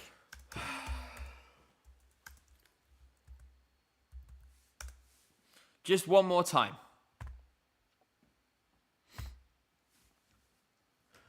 Look at this map. Nadia says, Danya delivered with the vocals. He sounded so nervous during the season right to the end, but he did it. He fucking did it. I'm so proud of them. F the haters. He did sound a little nervous. That was another thing. He sounded a little nervous. The vocal performance wasn't perfect, but it was enough, and it still was good. I think they'll be better on Saturday, and they were better in every rehearsal than they were in the live show. Mm-hmm. Look at this map again. I'm not even going to go into detail. Just look at the map. Look at the map and apologize. Livka, thank you so much for your ongoing support. Says, if Zifferblatt has no fans, then I'm dead and Gabe probably too. Yes, absolutely. I think that's what I might have missed there. People have been complaining about the staging, but I think it was the most creative with the ethereal filter, the cape with the heart and the thumb lights. Electric Eel Cookie, I agree. I thought it was cool. I was really cool. DJ, just joined and I'm not surprised, but I've joined too. Well, nothing if not predictable, right? Yeah, Jay, what did you think of this? Were you worried at all?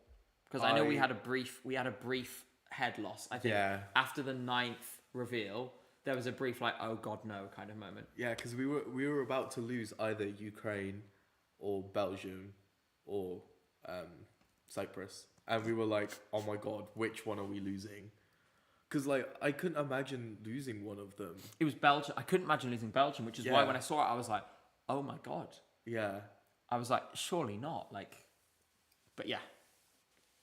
And then the relief. At least the relief for me. Gosh, it was really, really, really stressful. I think the thing is, this kind of music, I get that it's not necessarily typical Eurofan style. We talked about this with Portugal. It's not the kind of thing that Eurofans like a lot. But there was always going to be an audience for this. Mm. This kind of music is really, really popular. And I think it makes sense.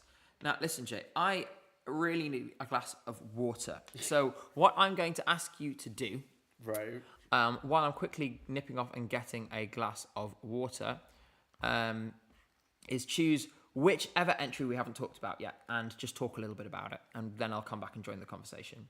Whoever you want, who we have not talked about yet. Okay. Who are we talking? Oh, okay, yeah. Okay, and who is it? San Marino. Okay, San Marino. Right. What I'm going to do for you is feel free to scroll around on this, and they'll see it on screen. Yes. San Marino, a qualifier that maybe some people didn't believe in. In the meantime, I am going to quickly go and get that. Don't play more than 15 to 20 seconds at a time. I'm going to get some water. Jay, it's all yours. Hey guys. So San Marino, I thought this wasn't qualifying because it's a DJ. DJs tend to have a like kind of like a curse. We had Lumix and Pia Maria. We had Lucas Maya and Gromi. I don't know. DJs at Eurovision kind of just look a bit awkward, especially like the singers in his performance was like they didn't really do much. Did you just call him Gromi? Gromi. Isn't it Grome? I don't know. Like Grome? I don't don't think know. it's Gromi. Gromi. That's how I always said it. Okay. But yeah, no, I thought this singer, I think you're right about these singers. Sorry, you were in the middle of your point and I distracted you by talking shit. So why don't you tell us a bit more about, I mean, this is the thing with the DJ. He's just kind of going like, yeah, I'm pretending to do the song. Yeah. Like, I don't know. I didn't really connect with this watching it on TV. Didn't you? I found this a bit gross. Yeah, no. It's, is it AI? Probably. Yeah. But not that. I think it's just generally a bit weird. It's like, why is it doing that? Yeah. What did they do to my boy David? Oh. I think it's meant to be Michelangelo. Isn't that the statue of David? Can someone tell us whether it's Michelangelo or the statue of David? Oh yeah, it is David. Someone else said David. Yeah, it's David. Sorry. Michael B. David. Someone said Michael B. David. Yeah, it is Michelangelo's David. Michelangelo's David. Yeah, we were both right in different ways.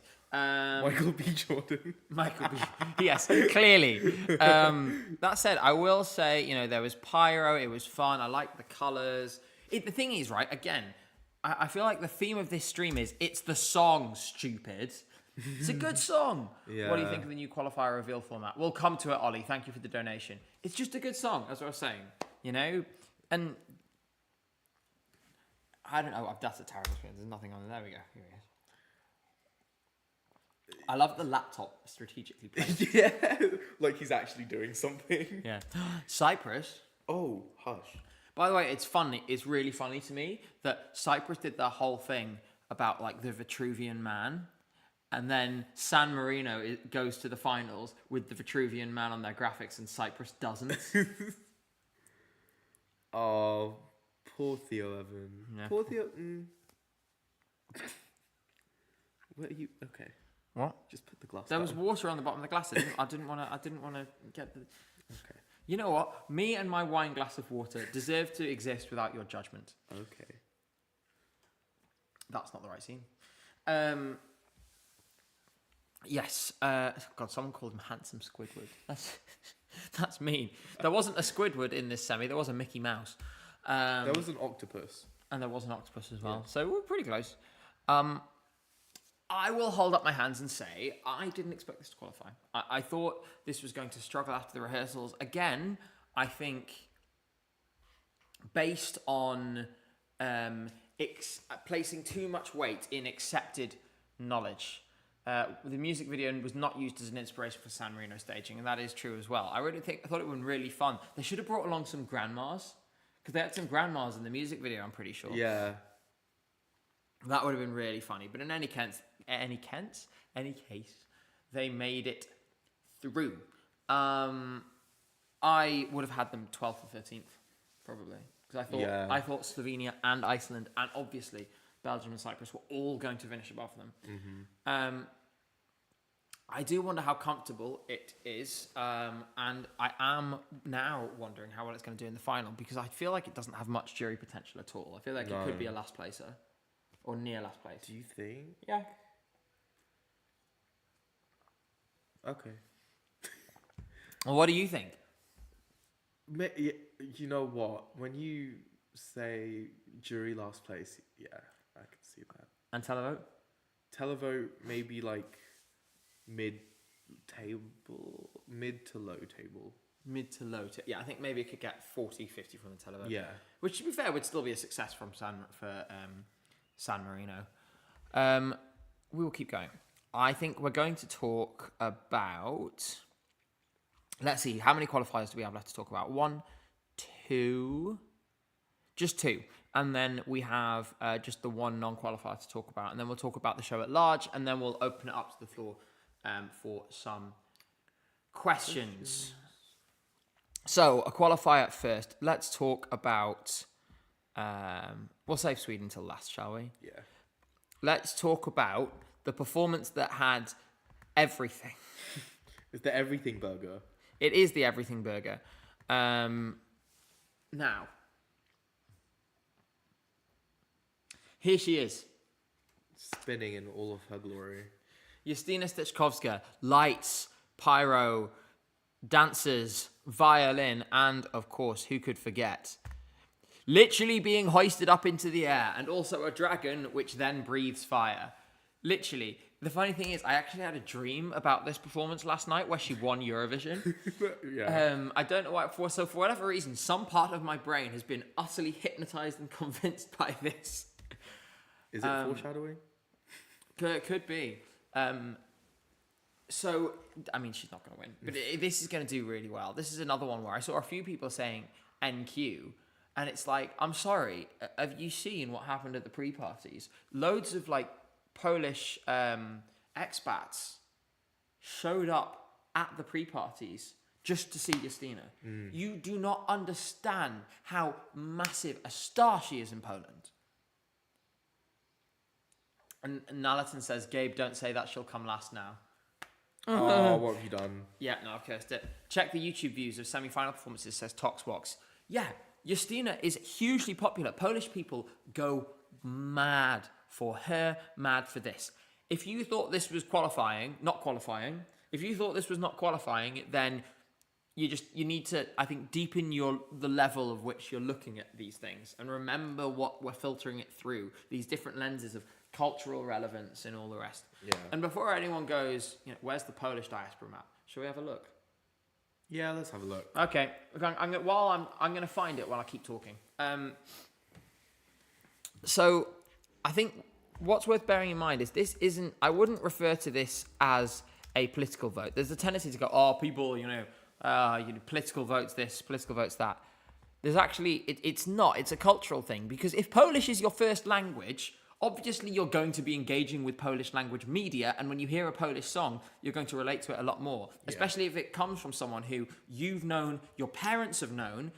Anyone under the age of like 40 in Poland has seen Justina Stechkowska in the public eye for their entire lives. Yeah. Which means anyone under the age of 60 has known of Justina Stechkowska since they were a young adult. This is a natural effect. Now, here's the Polish diaspora map. This is the thing. Like, again, when you combine that, it's the same thing with Ukrainians and Ukrainian language media. When you combine that with people living in a lot of different countries, they have every right to vote just like everyone else does. They're going to pick up the phone and vote for the thing that speaks to them. The thing that speaks to them is the thing that's in their first language. That shouldn't be a shock to anyone. And think about the songs that didn't qualify for the final from Poland. Rafał Brzozowski and Luna. I definitely messed up Rafał's name.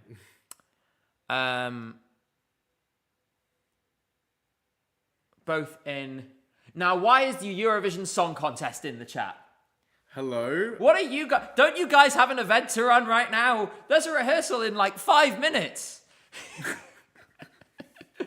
But yes, the Eurovision Song Contest says Zaga Raka Ura Gara Yaga Yaran Era Charadoro. I agree. Yes. I agree. Well, welcome Eurovision Song Contest. Hello. We're talking about you. Luckily, we think you did a good job last night for the most part, so we're actually being quite complimentary at the moment. We will get on to our general impressions of the show, of course, in a minute. We have a couple more songs to talk about first. Admin exits the chat. You've got to run back to this is the thing, right? I know some of the people who are involved with sort of the backstage stuff. We've talked about how like frenetic it is. Everyone be nice. I can see a few comments in chat. Be nice. how busy it is backstage and stuff, but also things like I remember like the Wi-Fi sometimes going on the blink in the press center in past years. That affects like all the people working the event as well. Yeah. So it can get really, really stressful at times. And I really feel for all the people who are like, you know, sort of having to frantically upload all the videos in quick time and do all the thumbnails, and the amount of things they are doing during the week is just absolutely extraordinary. So we will keep going, and we will move on to the final non-qualifier, which is Slovenia. And that means you all will get a poll. Yay! So I will find it now. There it is. Slovenia, Clement, how much time do we have left? I'm going to go to the bit with the flip, because I think that's the bit that people will want to be reminded of and people want to see again. Well, actually, there's a few different things. We'll start with this effect. So I really thought this was and yes, I will talk about Spain and Switzerland, don't worry. I thought this was a really cute effect because I guess he needed to illustrate that this was a story about him and his life, and not just a, you know, sort of theoretical thing about, you know, we don't have much. It's not platitudes. It's real for him. And I think it's very special. Obviously we had this, you know, another memorable moment. And this is the thing. We had 3 of these moments. This was during this performance. I remember you saying during the jury show, you started getting it. I started getting it last night. When you're actually in the room, how did it feel compared to, you know, listening to it before? Like, I was listening to the song in like a completely different kind of perspective, you know, because you see them, you literally see the memories on the screen, and it kind of, you know, you listen to the lyrics more, like. And then when his wife comes on stage too, like, it's all, as you said, it's all like very real for him. And, you know, it comes off in the performance too, like he's very much Involved selling with the it. song. So the thing is, the thing is that you have 3 separate, what I found really emotional moments. I do find it funny, but by the way, you briefly got a glimpse of my desktop there, which included iTunes, Age of Empires, and the Carnival, the Elvana Jata Carnival versus Mad World mashup I did for a video once.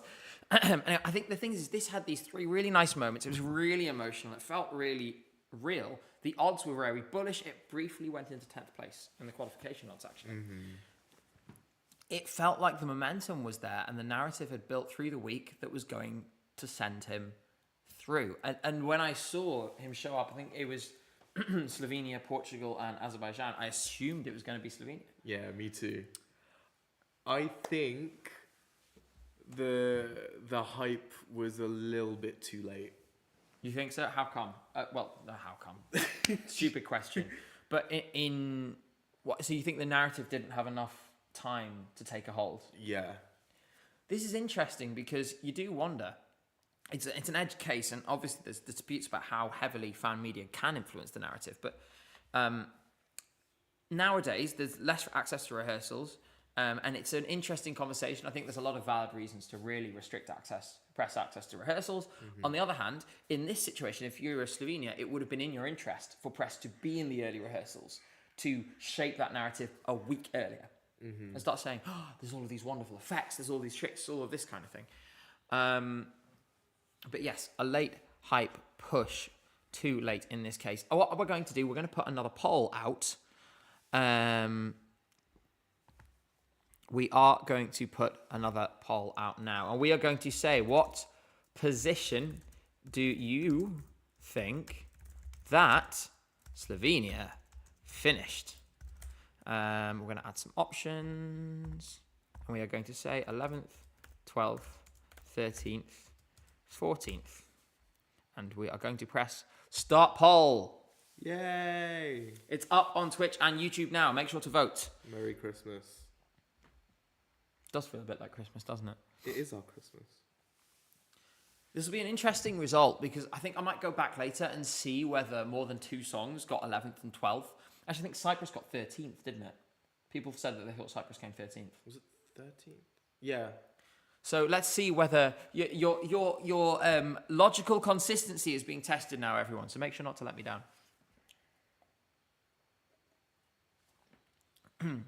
I really do love operating the ESC Gabe button pressing simulator, by the way. It's a lot of fun.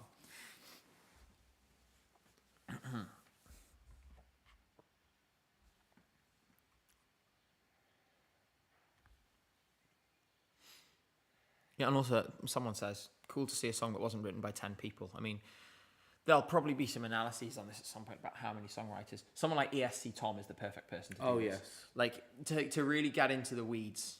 I want to say shout out to my friend Will, by the way, who has just messaged in the Twitch chat and just said the word England. So true. So real. I agree. Indeed. All right, we are preparing now. You still have a little bit of time to vote, so if you haven't already, make sure you do.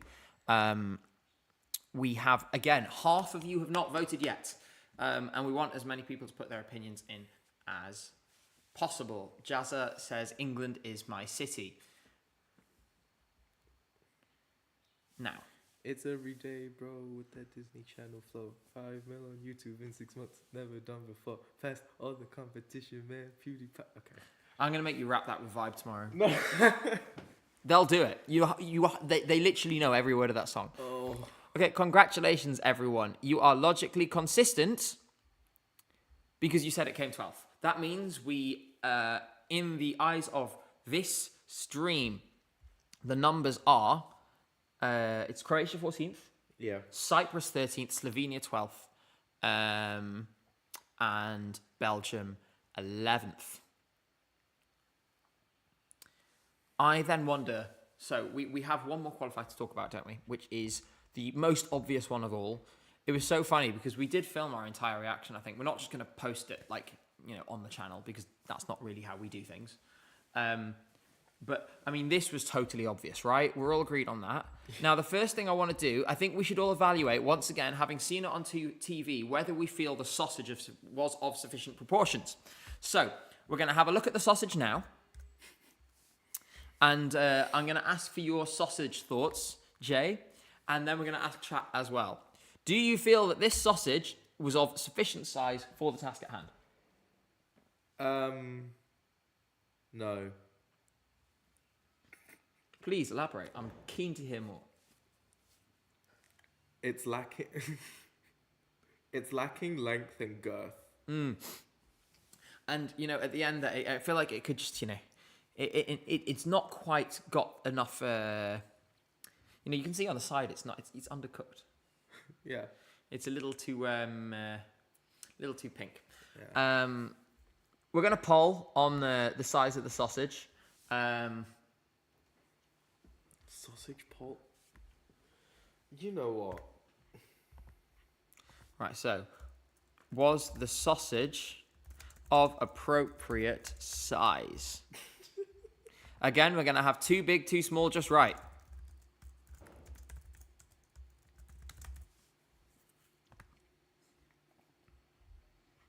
There we go. And so you can see, I'm going to put it on screen again while we have the poll running so that you guys have a clear prompt. Golden Flag says it should get bigger with every performance until it's comically large. That'll be funny. Just texting quickly. We await this result. This is the most important poll of all. Exactly.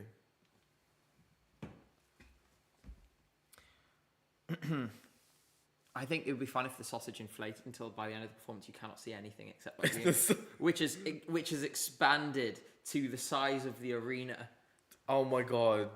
Yes, I agree. We need a mod to put this poll in Twitch chat. Thunder, please. Dander, where are you? We need you. Right, we are going to close the poll shortly over on YouTube. We'll run the poll on Twitch as well just slightly later. So, on YouTube, 53% of you say the sausage is too small, 40% say just right, 5% say too big. So that's a clear message. Sweden, bigger sausage in the final. Obviously, this was going to go through Shay. I think, in all seriousness, we all knew that. We've only made it 5 seconds in. Much of it is the same. I wanted to focus on some of the extra things that I added. More pyro here on the fire pit. You can see it best in this section, which I have somehow managed to misclick. Extra pyro here, and I seem to remember it shoots flames up later. Yes, it I does. think it looks fine with 6. I think a few people sort of lost their heads a bit during the rehearsals, but it's clearly fine with 6 people. Yeah. If you don't need any more people on stage, why bring them? And, well, I mean, you can't have, I think it's more that they couldn't have any more people on stage, Jay. No, I mean, wait, 6. Oh, wait, it is 6, isn't it? Yeah, it is, Jay. It's all right. Jay was in Euroclub until like 5 a.m. He's allowed. You were in Euroclub until 5 a.m. Yeah, there we go. See, I didn't know it before I said it, but like deep down I knew. I also think the way that it's all red and fiery and stuff, and then all of a sudden, look at I want you guys to look at the sort of the color palette of the performance at this point. And look how far along we are, okay? Okay, you can't actually see it. It's hidden off the corner. 2 minutes 26. So we're most of the way through this. And then 45. And then for the last few seconds, all of a sudden, bam. Totally different visually. Totally different. I love the laser show. Yeah, you have the laser show. It's all purple and green. We've seen that performance before. Oh. Really is Finnish. And steam instead of fire. It's like the whole atmosphere changes. Now, usually these kinds of slightly corny key changes at the end of songs, I'm like, oh, it's a Eurovision key change. In this case, I'm willing to make an exception because it's silly and it's fun. And they're charismatic as all hell. I'm really starting to think it's difficult for them to not win. Like, they won the audience poll, as we know, and all the feedback I got from locals was that they were exceptional. What about Iceland's key change? It's vibe. They're allowed. Period. Yeah. You earn the key change. If you are silly and fun, then you get to do a key change. Jay, obviously, this is coming in the top 5. I think. If it came outside of the top 5, I think it would be one of the biggest shocks in recent years for me. I cannot see it flopping. They are so steady. Do you see, I think the thing is this jury thing. Having seen the performance, do you think they're going to have enough appeal with the jury to win over through the televote? I think the jury's going to be so split this year that a televote backed win is very possible. So I think they could do it. It would be fun. I'd enjoy it. Yeah, it would be fun, but Sweden again. I think the thing is, actually, it's the Max Verstappen effect. the Max Verstappen effect. On one hand, yes, it would be a little dull to go to Sweden again so soon. Yeah. At the same time, if Sweden is going to win again, and it's interesting, I think a lot of people share this opinion, if Sweden was going to win again, it would be nice for them to win with a song like this. Because it's so different to their usual fare. Ramping Guy, by the way, says, could you do a poll about my semi-final predictions? You got 10 out of 10, man. Listen, I really appreciate your support, seriously. But you got 10 out of 10. The only poll is, were you right? The only answer is yes. So, unfortunately, yeah. No, I think because it's so different from Sweden's usual fare, I think people are more willing to go for it as a result. Yeah. At the same time, going from Basel to Stockholm, in terms of money. I know. We need a cheap Eurovision. Please. You know, it was like Ahmad on the stream yesterday when we interviewed the donors yesterday. For those of you who missed it, it's about, I think, half an hour into the earlier stream of the day yesterday. You can see his face on the thumbnail. That's the one you need to watch. He came and spoke to us for like 20 minutes, really interesting. Afterwards, the Czech head of press, Ahmad, good friend of mine, stuck his head in to say hello. And he said the immortal words, make Eurovision affordable again. Period. Mark says, and thank you for your support, interestingly, Sweden are the fourth most watched semi-final video. It goes Poland, Estonia, Ukraine, Sweden. So what I would say is Poland and Ukraine are always very high, and Estonia has Tommy Cash.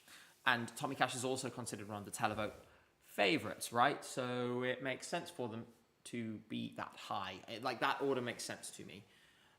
Tirana is also very affordable. Wilted spinach leaf, you are correct. You definitely don't want Iceland to win. Definitely not affordable. It would be fun, wouldn't it? It would be fun. I really don't think, and I'm sure they won't begrudge me for saying this, I don't think they're going to win the contest. But obviously it would be really fun if they did. More thoughts on Sweden. People saying, I feel like Sweden said it's because they don't want to win again. I actually disagree. That this performance, it was super viral in Sweden. This has been now one of the longest running #1 singles in Swedish history. It is still #1. Remember when it first came out after that semi-final? It went straight to #1 in the charts then. It's still there now. Yeah. Through everything They love this. that has passed since then. Ramping Guy, so I was asking about the other post I made for semi-final too. I'll tell you what, Ramping Guy, yes, but on the stream later, because we're going to be talking more about semi-final 2 later. I'm going to talk about it in a little bit once Jay is on his way and taking some time to explore the city. I, in the meantime, will be staying here and staying on stream for a bit longer. I accidentally just clicked a link, so if you heard a second of audio there, that's why. Now, there are a couple more pre-qualifiers. I think we're going to save Switzerland till last because you guys, I'm so excited to talk about Switzerland. There'll be more about this later. But first, I think we're going to talk about Spain. And I'm going to find the clip, which is around here somewhere. Spain. Right, I'm not going to be very popular, I suspect, with my assessment of this performance. Or maybe I will be. I guess it depends on who's in chat. So, let's look at some of the key factors here. You have the cool, it's sort of the silhouette effect to start. You can't see the way she's dressed. She's got the hat and everything. It's quite distinctive, but we've been talking a lot about things being staged well, but having sort of having a crap song underneath. She's a great singer. It's staged in a way that's quite fun, although I have some problems with it, we'll talk about. Nice little costume effect. Mm-hmm. And obviously a much better one is what she does next once she bursts through the curtain. But, firstly, I don't like the hat. That's just I just have an anti-hat prejudice. Secondly, I think, we'll see it later and I'll show you in a minute, the second outfit gets washed out towards the end of the performance. It's just move it alongside. It's diva-ish, as we would have expected. It is, it's fun, it's vibrant. I just don't think the song is enough to carry it along. Because if we go forward, I'm going to skip forward along into this section. Once the prop is out, firstly, she has to ascend the prop, but what that means is we get dance break. Off she goes. We're having a dance break, and she's just wandering off into the distance. Now it's some dancers who we've built no connection with because their faces aren't the focus, of course. She does her big note, which, to her credit, was very good, and we did like the big note. I will give her credit where credit is due. That said, then you got all of this. In my opinion, she just gets lost. She's surrounded by all this other stuff going on. There's bright lights and everything. She's just kind of gone in the background of the stage. And we have all of these, sort of audience panning shots and stuff. It's too far away. That nearly went wrong in the rehearsal, by the way. The guy nearly dropped her. Anthology says, you're too straight for this, Gabe. Can we get a J opinion? Off you go then. All yours. I don't like this either. Elaborate. I never really connected with the song, to be honest. It's not my cup of tea. Staging was okay, I guess. In the arena, though, when we watched it in the arena... Once you finish your point, go get Adam from outside. Yeah. Oh my god, I lost my train of thought. That's all right. Go get Adam. I think someone said this screams bottom 6, and that's appropriate because it's also bottoms is also the target audience. So Yeah, I'm not very optimistic for this. But we have managed to get Adam into the flat now, I think. I can see him standing out on the street. Oh, he's scowling at me. Yeah, so Adam, don't worry. Adam has made it into the flat. In the meantime, I am going to wait for Jay to return before we talk about Switzerland because, of course, this was a really special moment. We have a new contender for winning the show, maybe. Sorry, I was reading all of your comments, but from a distance. Hi, Adam. Adam's in the room. Everyone say hi, Adam, in chat. And Jay's going to come back. We have a new potential winner in our midst. Excellent Hamster says they tried to create the viral Chanel moment with strobe black and white lights dance break. Only difference is that Chanel is standing still. Yeah, Chanel can actually dance. Although, if you're wondering where Chanel has disappeared to, maybe the word on the street is she's a little difficult to work with, but I've not had any confirmation of that. Ooh. So I will not elaborate further. We're going to talk about Switzerland. Now, Jay, I'm sure we will have plenty to say about this. Yes. Isn't this shot right at the start just one of the most beautiful things? Don't worry, I'm going to put it on screen. This. It goes pitch black. Oh. And then this.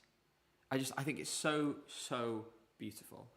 And it frames it perfectly. And also it builds this instant kind of connection with Zoe. I feel like I've lowered my voice as I'm talking about it because it's like, I'm almost like, I don't want to, sort of interrupt her. The way they play with focus and light in this performance is just astonishing. I mean, it really is something special. Especially when she reaches out with her hand, it focuses on her hand. Like, they've really thought this out. Yeah, I will go to the hand moment in a minute because 100% I want to highlight that to people again. This, and the jewelry. I want to actually highlight like the jewelry on the hand and stuff. It's so intricate. And I just think it's wonderful. Another thing I really love, and we'll see in a moment, you've got the spotlights, and I'm just going to find that moment for you now, which I believe is just here. The way they let the light in for a moment, and then as quickly as it's in, they steal it away again. This is like a music video done live. Yeah. What I will say is, so I believe this is the jury show performance because of the camera errors. I'm going to go forward. I'm going to show you the bridge. Some of you might not have seen this yet, as it was meant to be. They should have edited that bit in. Yes, they have. So this is how it was meant to look because the broken camera was everywhere. And hopefully this will give you an idea of the extra intensity, the way that, the use of the lights, the use of, the change of the colors and everything. It's just, You say boring to say live, but even people in the arena were saying that it was really moving. And then the light again. And then this panning shot with everyone's lights. There's a massive message that appears on the screen that says, "Turn your lights on now." Yeah. I mean, that cinema. Incredible. We talked about, for example, look back at Slovenia. We sort of said, there's this moment, this moment. There's 3 moments we're like, wow. Yeah. This has one of those every 10 seconds, something that just makes you go, oh. It's so... I really find a connection with these kinds of performances where it feels like someone has fretted over every tiny detail. Mm-hmm. Like someone has gone over it like with this fine-tooth comb and has sort of had these clearly insanely high standards for themselves. And it produces something like this. Mm. I mean, how did this... I'm pretty sure you shed... I don't know if it was you or Adam. I think Adam might have shed a tear. Did you cry during Switzerland? Yeah. Like, how did it make you feel on TV last night, Jay? And maybe you can sort of speak to Adam's experience as well, because I mean, we were both sat there next to him watching the song. Well, this is like one of my favorite songs this year, and I was absolutely blown away. Why was your passport in your back? You know what? Just continue. Keep talking. I was absolutely blown away by this. I'm watching, when the rehearsal footage came out? Yes, and there was that little clip, yeah. Yeah. That was when I was like, oh, this is going to bang. It's going to be so good. And now that we've watched it, like, I'm I'm so happy with how this turned out. It's And Adam getting emotional last night to it was really sweet. it really was. There's, I think people are really sort of reflecting this chat. I think it was, really gorgeous. You're saying, what is this lens? It looks like they're using it so different to all the others. Yes, it was a different lens. I don't know the exact one, but that might be something. You know what? I might actually email the Swiss delegation, just email their press email and say, hey, do you have any technical details? Like, can you tell us what lens you're using? That kind of thing, because that would be a really fascinating detail. Is the frame rate different? Not sure. Again, perfect thing to ask. 24 frames per second. I do just want to check. Someone said that I missed a super chat before, so I'm going to quickly go and have a look and get it out because I don't want to, like I said, I do want to thank everyone. In the meantime, Jay, how high do you think this can go in the final? I want to say all the way. All the way. If this wins, I would not be mad if Switzerland won again. It's such a moment. And the fact that this is performing 19th, it's a bit later, but not too late in the running order. It'll be like a breath of fresh air, I think. Because there's literally nothing like this that we have in the entire contest. So, yeah. It's special. I think the same. You'll see. I'm going to talk a little bit more about it later. This is the headline of the semi-final for me. This is the theme of the video. You're going to see in the thumbnail. On the thumbnail, you're going to have Zoe May, and it'll probably say, I'll have one of my usual little text boxes, and it'll say something like, "A new contender emerges." That kind of thing. That's what you can expect.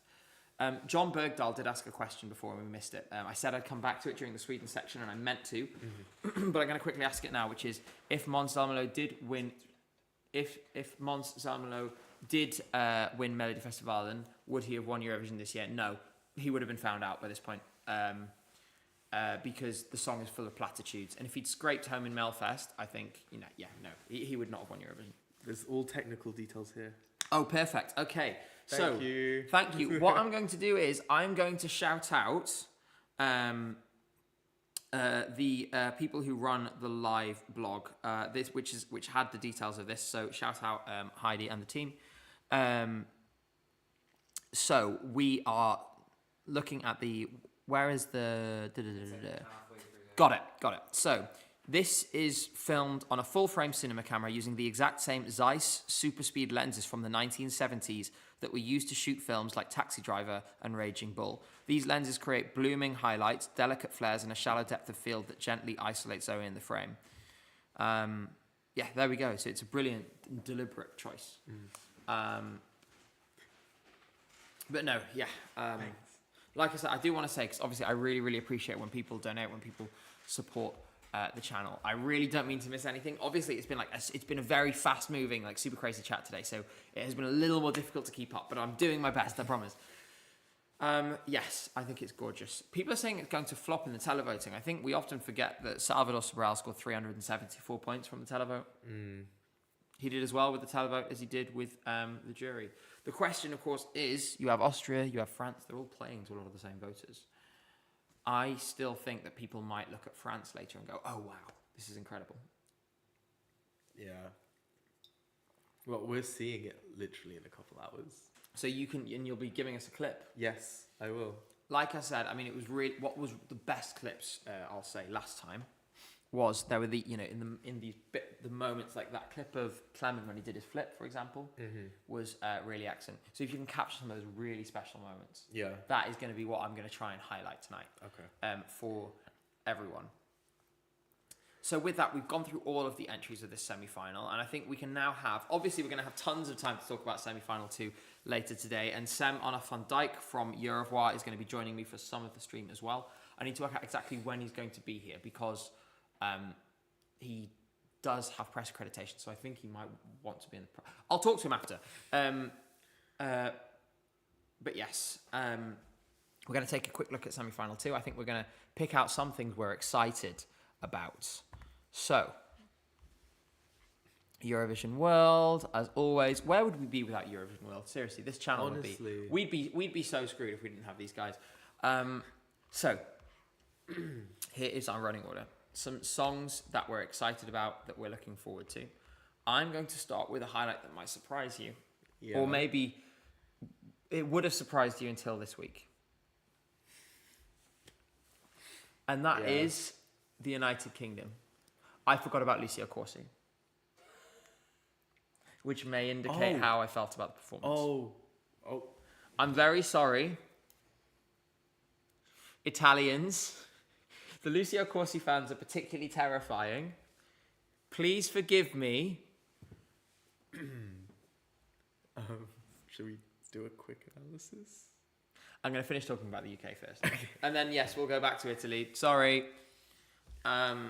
Stop being rude to Lucio Challenge Impossible. I've been really nice about Lucio the entire season. I've been very clear it's not my thing, but I think it's a gorgeous song and I think he's a really great performer.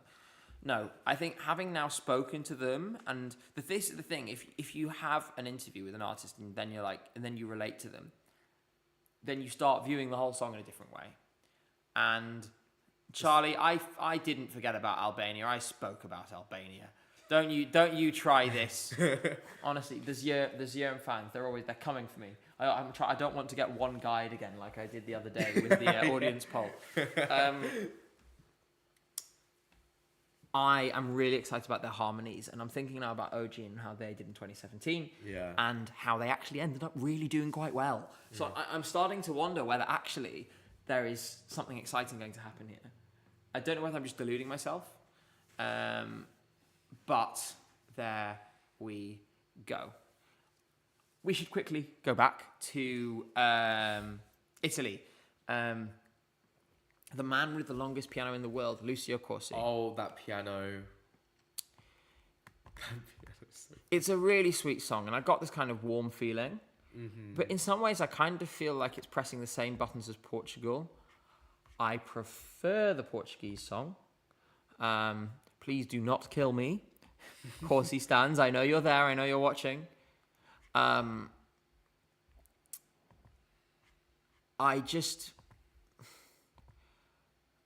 I think there's some clever things that I like, some things I don't like. Clever things I like. Having the subtitles on screen is nice. And the long piano is a bit funny. The harmonica as well, and we can skip forward to that. Although, that said, because of the way it's framed, you can't actually see the harmonica at all. I guess it's a natural thing, because he's holding the microphone. But maybe it would have been nice to see him pick up the harmonica or something, so we could see what was happening. Yeah. As a result, it maybe loses the effect slightly. I just think the staging is very static, more so than Portugal. I think the Portuguese interacted a little more with the camera as well too. What did you think of Lucio Corsi? I think you're probably a bit more of a fan of this than I am, if I'm not mistaken. I wasn't really checking for it, right? Mm-hmm. But having the subtitles there was actually such a game changer, because I didn't actually really know much about this song, but the lyrics are beautiful. It made me appreciate it a lot more. Then again, I still wouldn't like put this on my playlist, Sure. But I can appreciate the art. Yeah, I think that's the thing to say. Someone said we're on thin ice, so I think maybe we should quickly move on before we get ourselves into trouble. So I obviously said a song that I'm really looking forward to from semi-final 2. Would you like to select one? You can choose whoever you want. I have, I think, 2 or 3 more in mind, so feel free to have a few. Okay. Germany. Okay. So, Germany. Explain. Can you pass my German flag there, please? This is a lot more slick if you have the flag ready already. I know. There you go. Thank you. So, I am a certified baller stan. Mm-hmm. Ich balalala. Yes. Yeah. Would you like to explain yourself? No. Well, well, you kind of have to. That's kind of why we're here. I love this song. It's me. That song is me. You know my music. Like, it's right up my street. And I don't care if everything goes wrong. This is still my favorite. Like, The good news is she's sounding quite good vocally. Yes, I'm she going to did. stay in the German section here and say, obviously, I'm looking forward to Finland and Erica Vickman. This is going to be amazing. And the few seconds we saw of her atop the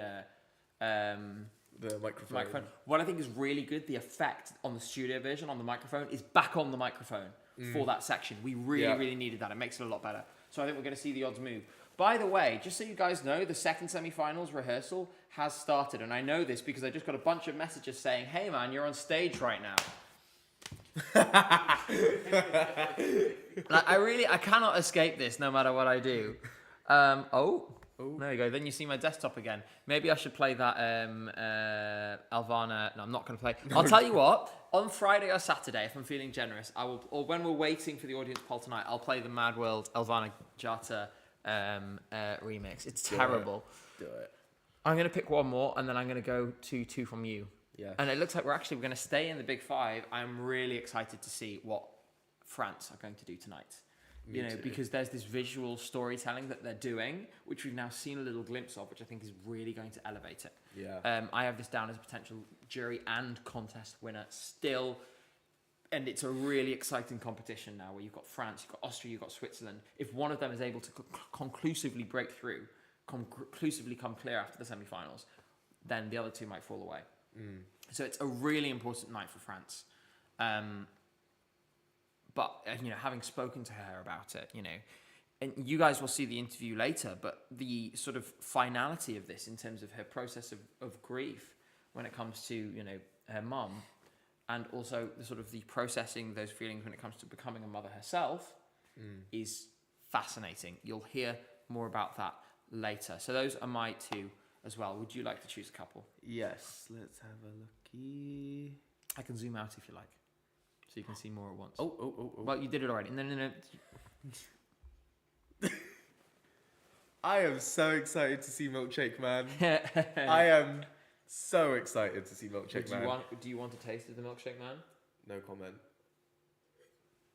I see. I didn't mean to take it there. I was a stan on first listen, and I remember the timeline going mad, being like, what is this? Imagine this is an Australian flag. I was there the whole time. So, yeah, I was right, you all were wrong. Is this like me and Zifferblatt? Yeah. Is you and the Milkshake Man? This is my turn. I got on pretty quickly. The first week, I wasn't on board, but I got on pretty quickly. Thank you, Ollie, not pro, for the $5. €5 even. Another donation for Gabe's televote marketing campaign to qualify for the final. Yeah, I've been running the Instagram ads, I hope. I've highlighted 3, you've highlighted 2. Would you like to highlight another? Yes.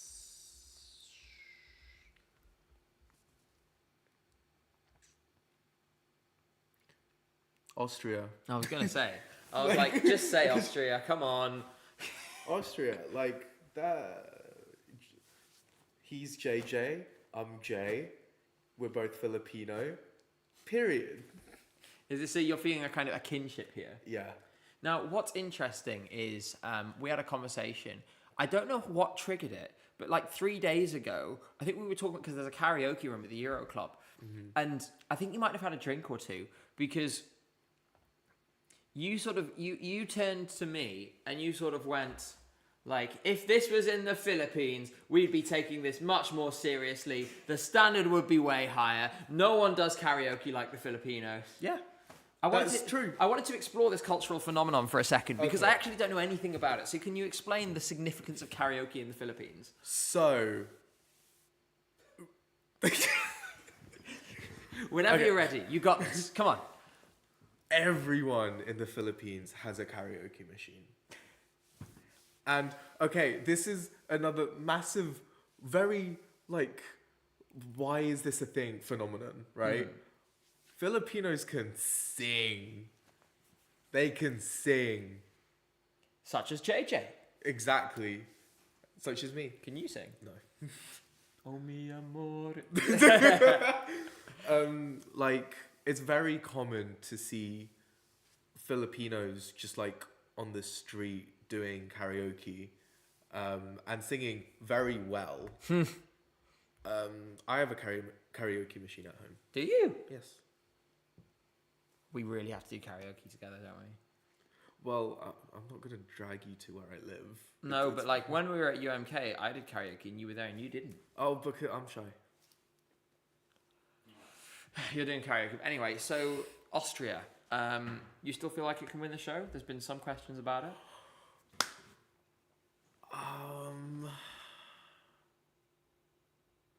Yeah, I don't know. It's really hard to predict this year. It is so hard to predict, and that's what's making it really fun. It's kind of like 2021 when I don't think it was like certain that Italy was going to win. Oh, it was really open. I Yeah. remember saying on an ESC United stream in 2021 that there was 11 countries after the semi-finals that I thought could win it. Although one of those was Last Dance by Stefania, and another one was Adrenalina. So maybe I cast my net a little too wide. But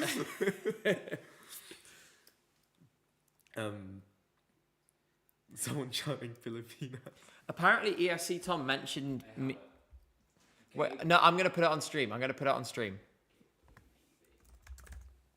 can't see from there. Well, I'm going to put it on stream. So Yes. apparently, let's see. ESC Tom. Oh my God, really? I love it.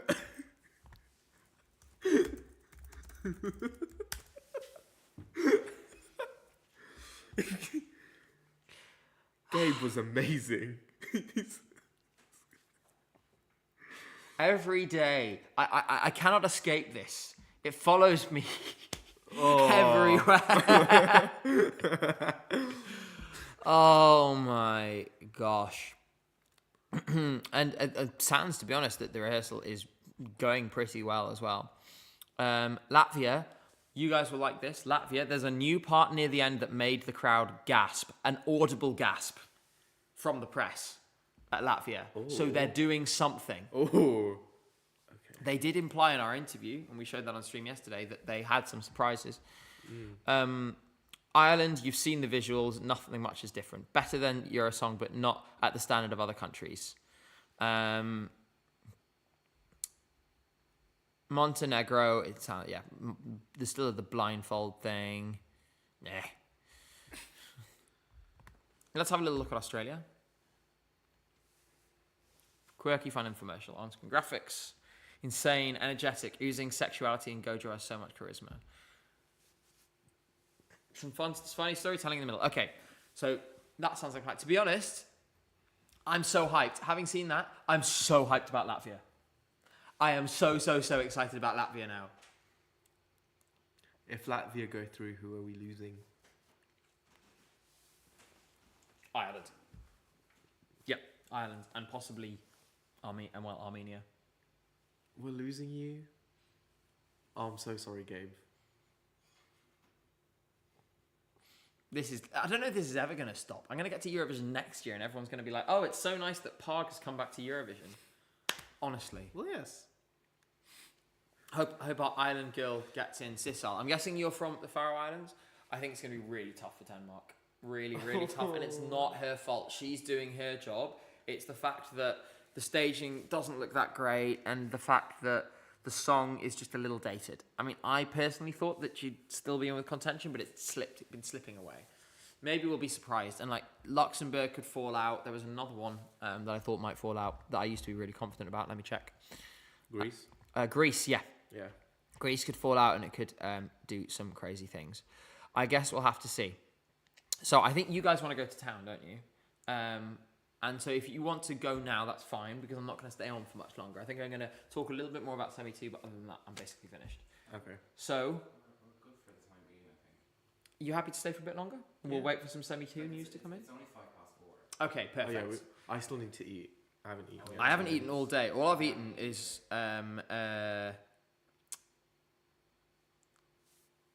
chocolate today. Chocolate and coffee and nothing else. And it was the same yesterday as well. Now, I'm going to give you one quick teaser because it's not confirmed yet.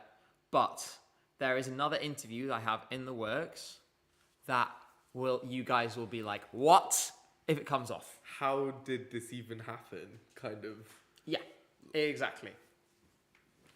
The grand final draw isn't complete, Scarlett, so there's no need to look at it for now. We will look at it tomorrow night when it comes out. You said you're going to talk about the show as well, though. So that is a very good point, and you are absolutely right. So I guess we should talk about the show at large with semi-final one and sort of the interval acts. I'm just going to put some pillows. Is there another pillow over there? Could you give it to me because my back's hurting a little bit? Thank you. So the show overall, when it came to semi-final one, so this here we're talking about interval acts, production, that kind of thing. Firstly, I will say, on the production side, I thought it generally seemed pretty good. There were a few new concepts we saw this year, you know, the elevation to the air, the big frame and stuff that were pretty cool. There was obviously a few blips and a few things going wrong. What were your highlights and what were your things that need improvement before Saturday about the show? More generally, the production, the hosts, whatever you like. One of the big things that stood out for me were the hosts. Yeah. I really enjoyed the hosts. I think they gel well together. They were cracking jokes. They're not awkward, which can be very like jarring watching awkward hosts think of 2017. I thought they were funny, and I thought, you know, the host that was in the green room and stuff, she was so mad that I found it really endearing. Like, I thought she was really fun, and you know, I just think that kind of energy sometimes is good and it's fun. Yeah. And I was glad it was there. The UK are next to rehearse, by the way, so we will have some news from that soon. I am getting some updates through, so I will let you guys know as we hear about this rehearsal since it started. Obviously, the primary thing will be later when we will have a lot more information, and everyone will see it in the press centre, and we'll have lots of people sending stuff through. Someone points out the whole tongue interaction with Tommy was unhinged. That was insane.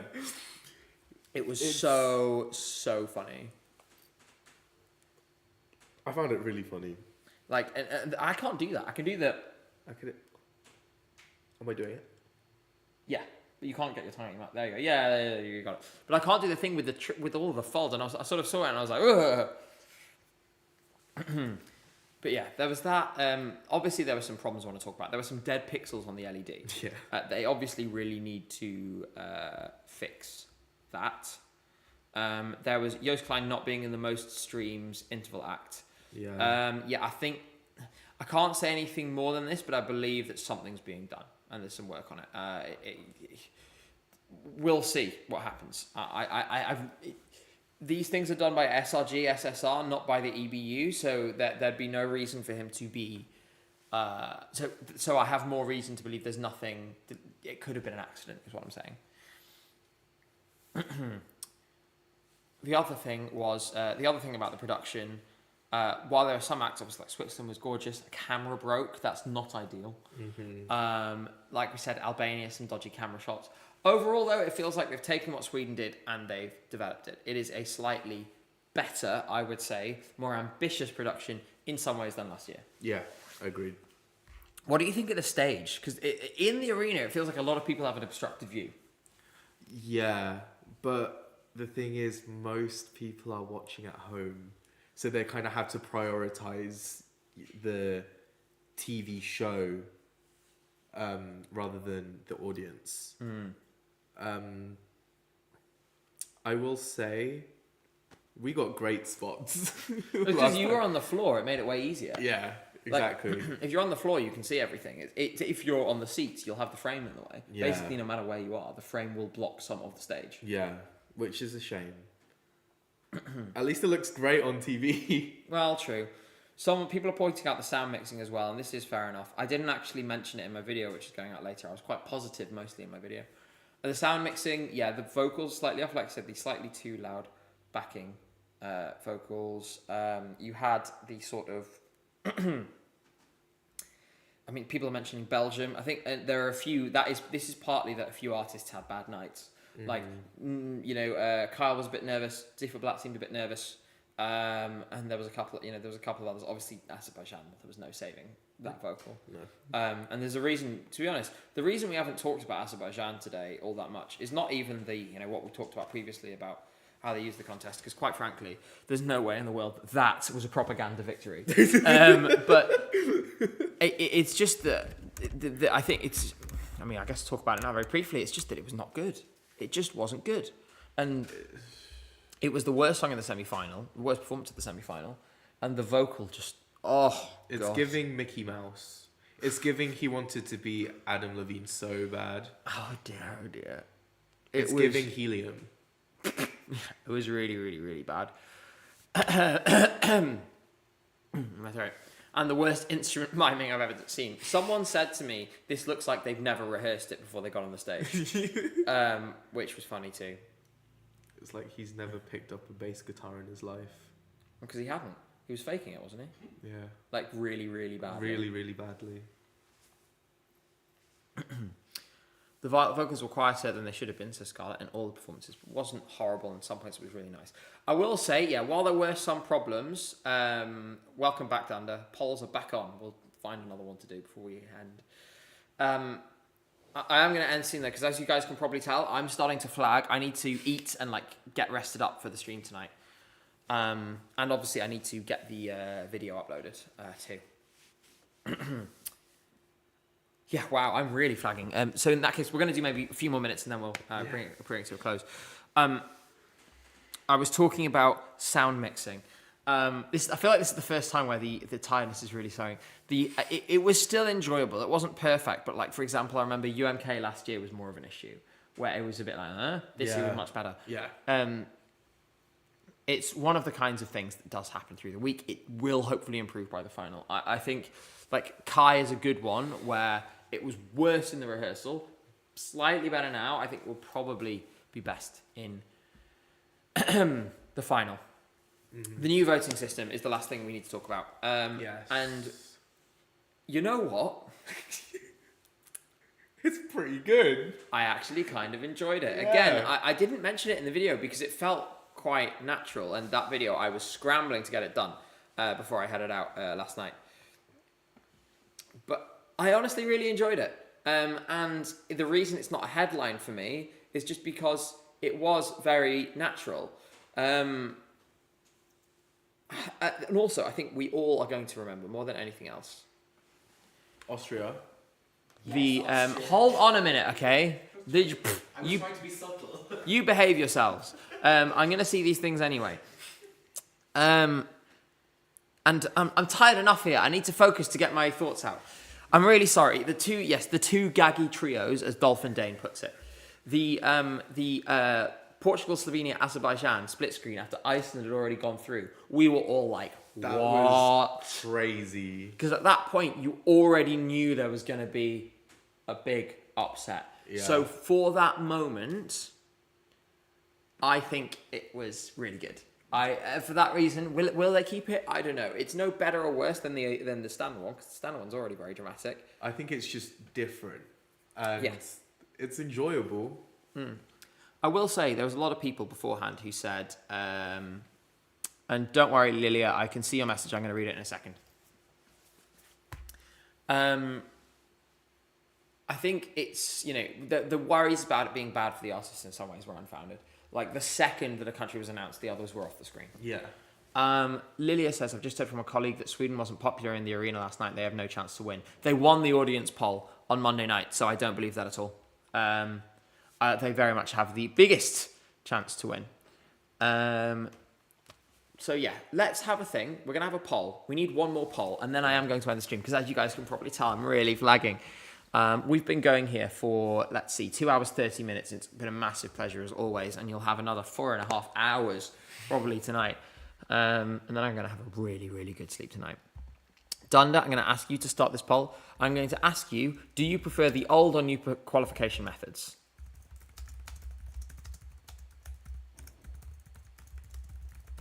And question mark. And old and new. Start poll. Good luck. While we're doing that, we do have some news from the semi-final that I'll bring you now. Tom has been continuing with his descriptions of everything that is going on. So let's have a little look. Da-da-da-da-da. Oh, that's a different tweet. Let me find it. So ESC Tom.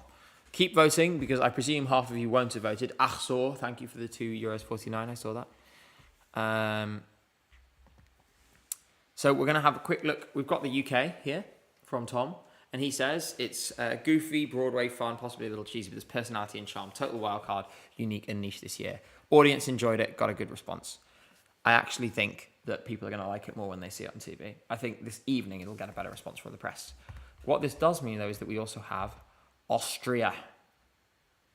Shame that we have 2 back-to-back black and white shows. Of course, that was the choice of the production team. Mm-hmm. This is Sergio Hyen's follow-up moment to Doomsday Blue. The last 30 seconds, this is a big sentence. Hear this one very well. The last 30 seconds is Eurovision winning material. This is the moment that the audience got talking about. Some of the side shots are a little off and it breaks the mood a little, though. I'm a bit worried about that. We'll have more information on this later, but it sounds like there are some good reasons to be positive for now. With that, I think I'm going to go and take some time to rest because I want to be full of energy. I remember how exciting the stream was on Monday. I want to have another one just like that tonight. For that reason, I'm going to rest, I'm going to eat, I'm going to get this video sorted, and I'm going to see you guys in 4 hours' time. Jay, I'm going to ask you to do the all-important asking people to like, subscribe, and so on. Okay, make sure to like this stream, make sure to subscribe to the channel. We've got a lot of content coming, and yeah, stay hydrated. Any one moment you're excited about? For tonight? Sleeping. Really? You're going to the show later. I was kind of thinking more about that. But Well, yeah, but like... You have had like 3 hours sleep, it's understandable. Exactly. Right.